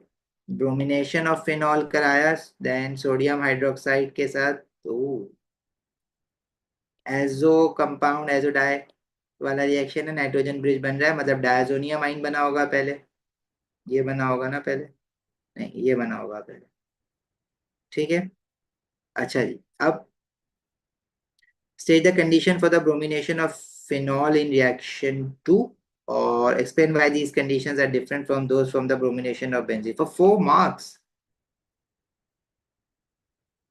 अच्छा, ये condition आपने देखो phenol के साथ जब benzene की ब्रोमिनेशन करवाई थी तो ब्रोमिनेशन ऑफ बेंजीन के लिए यू आर हीटिंग इट और you are using a halogen carrier FeBr3 या AlBr3, but with phenol this thing will happen at room temperature, मतलब इसमें आप एक्वस ब्रोमीन डालेंगे at room temperature. No heating is required.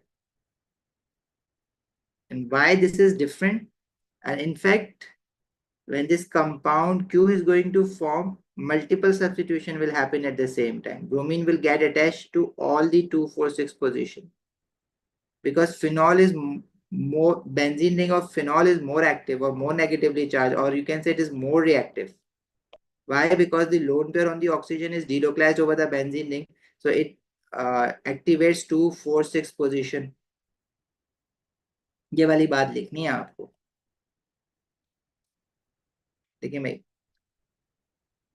benzene is less reactive,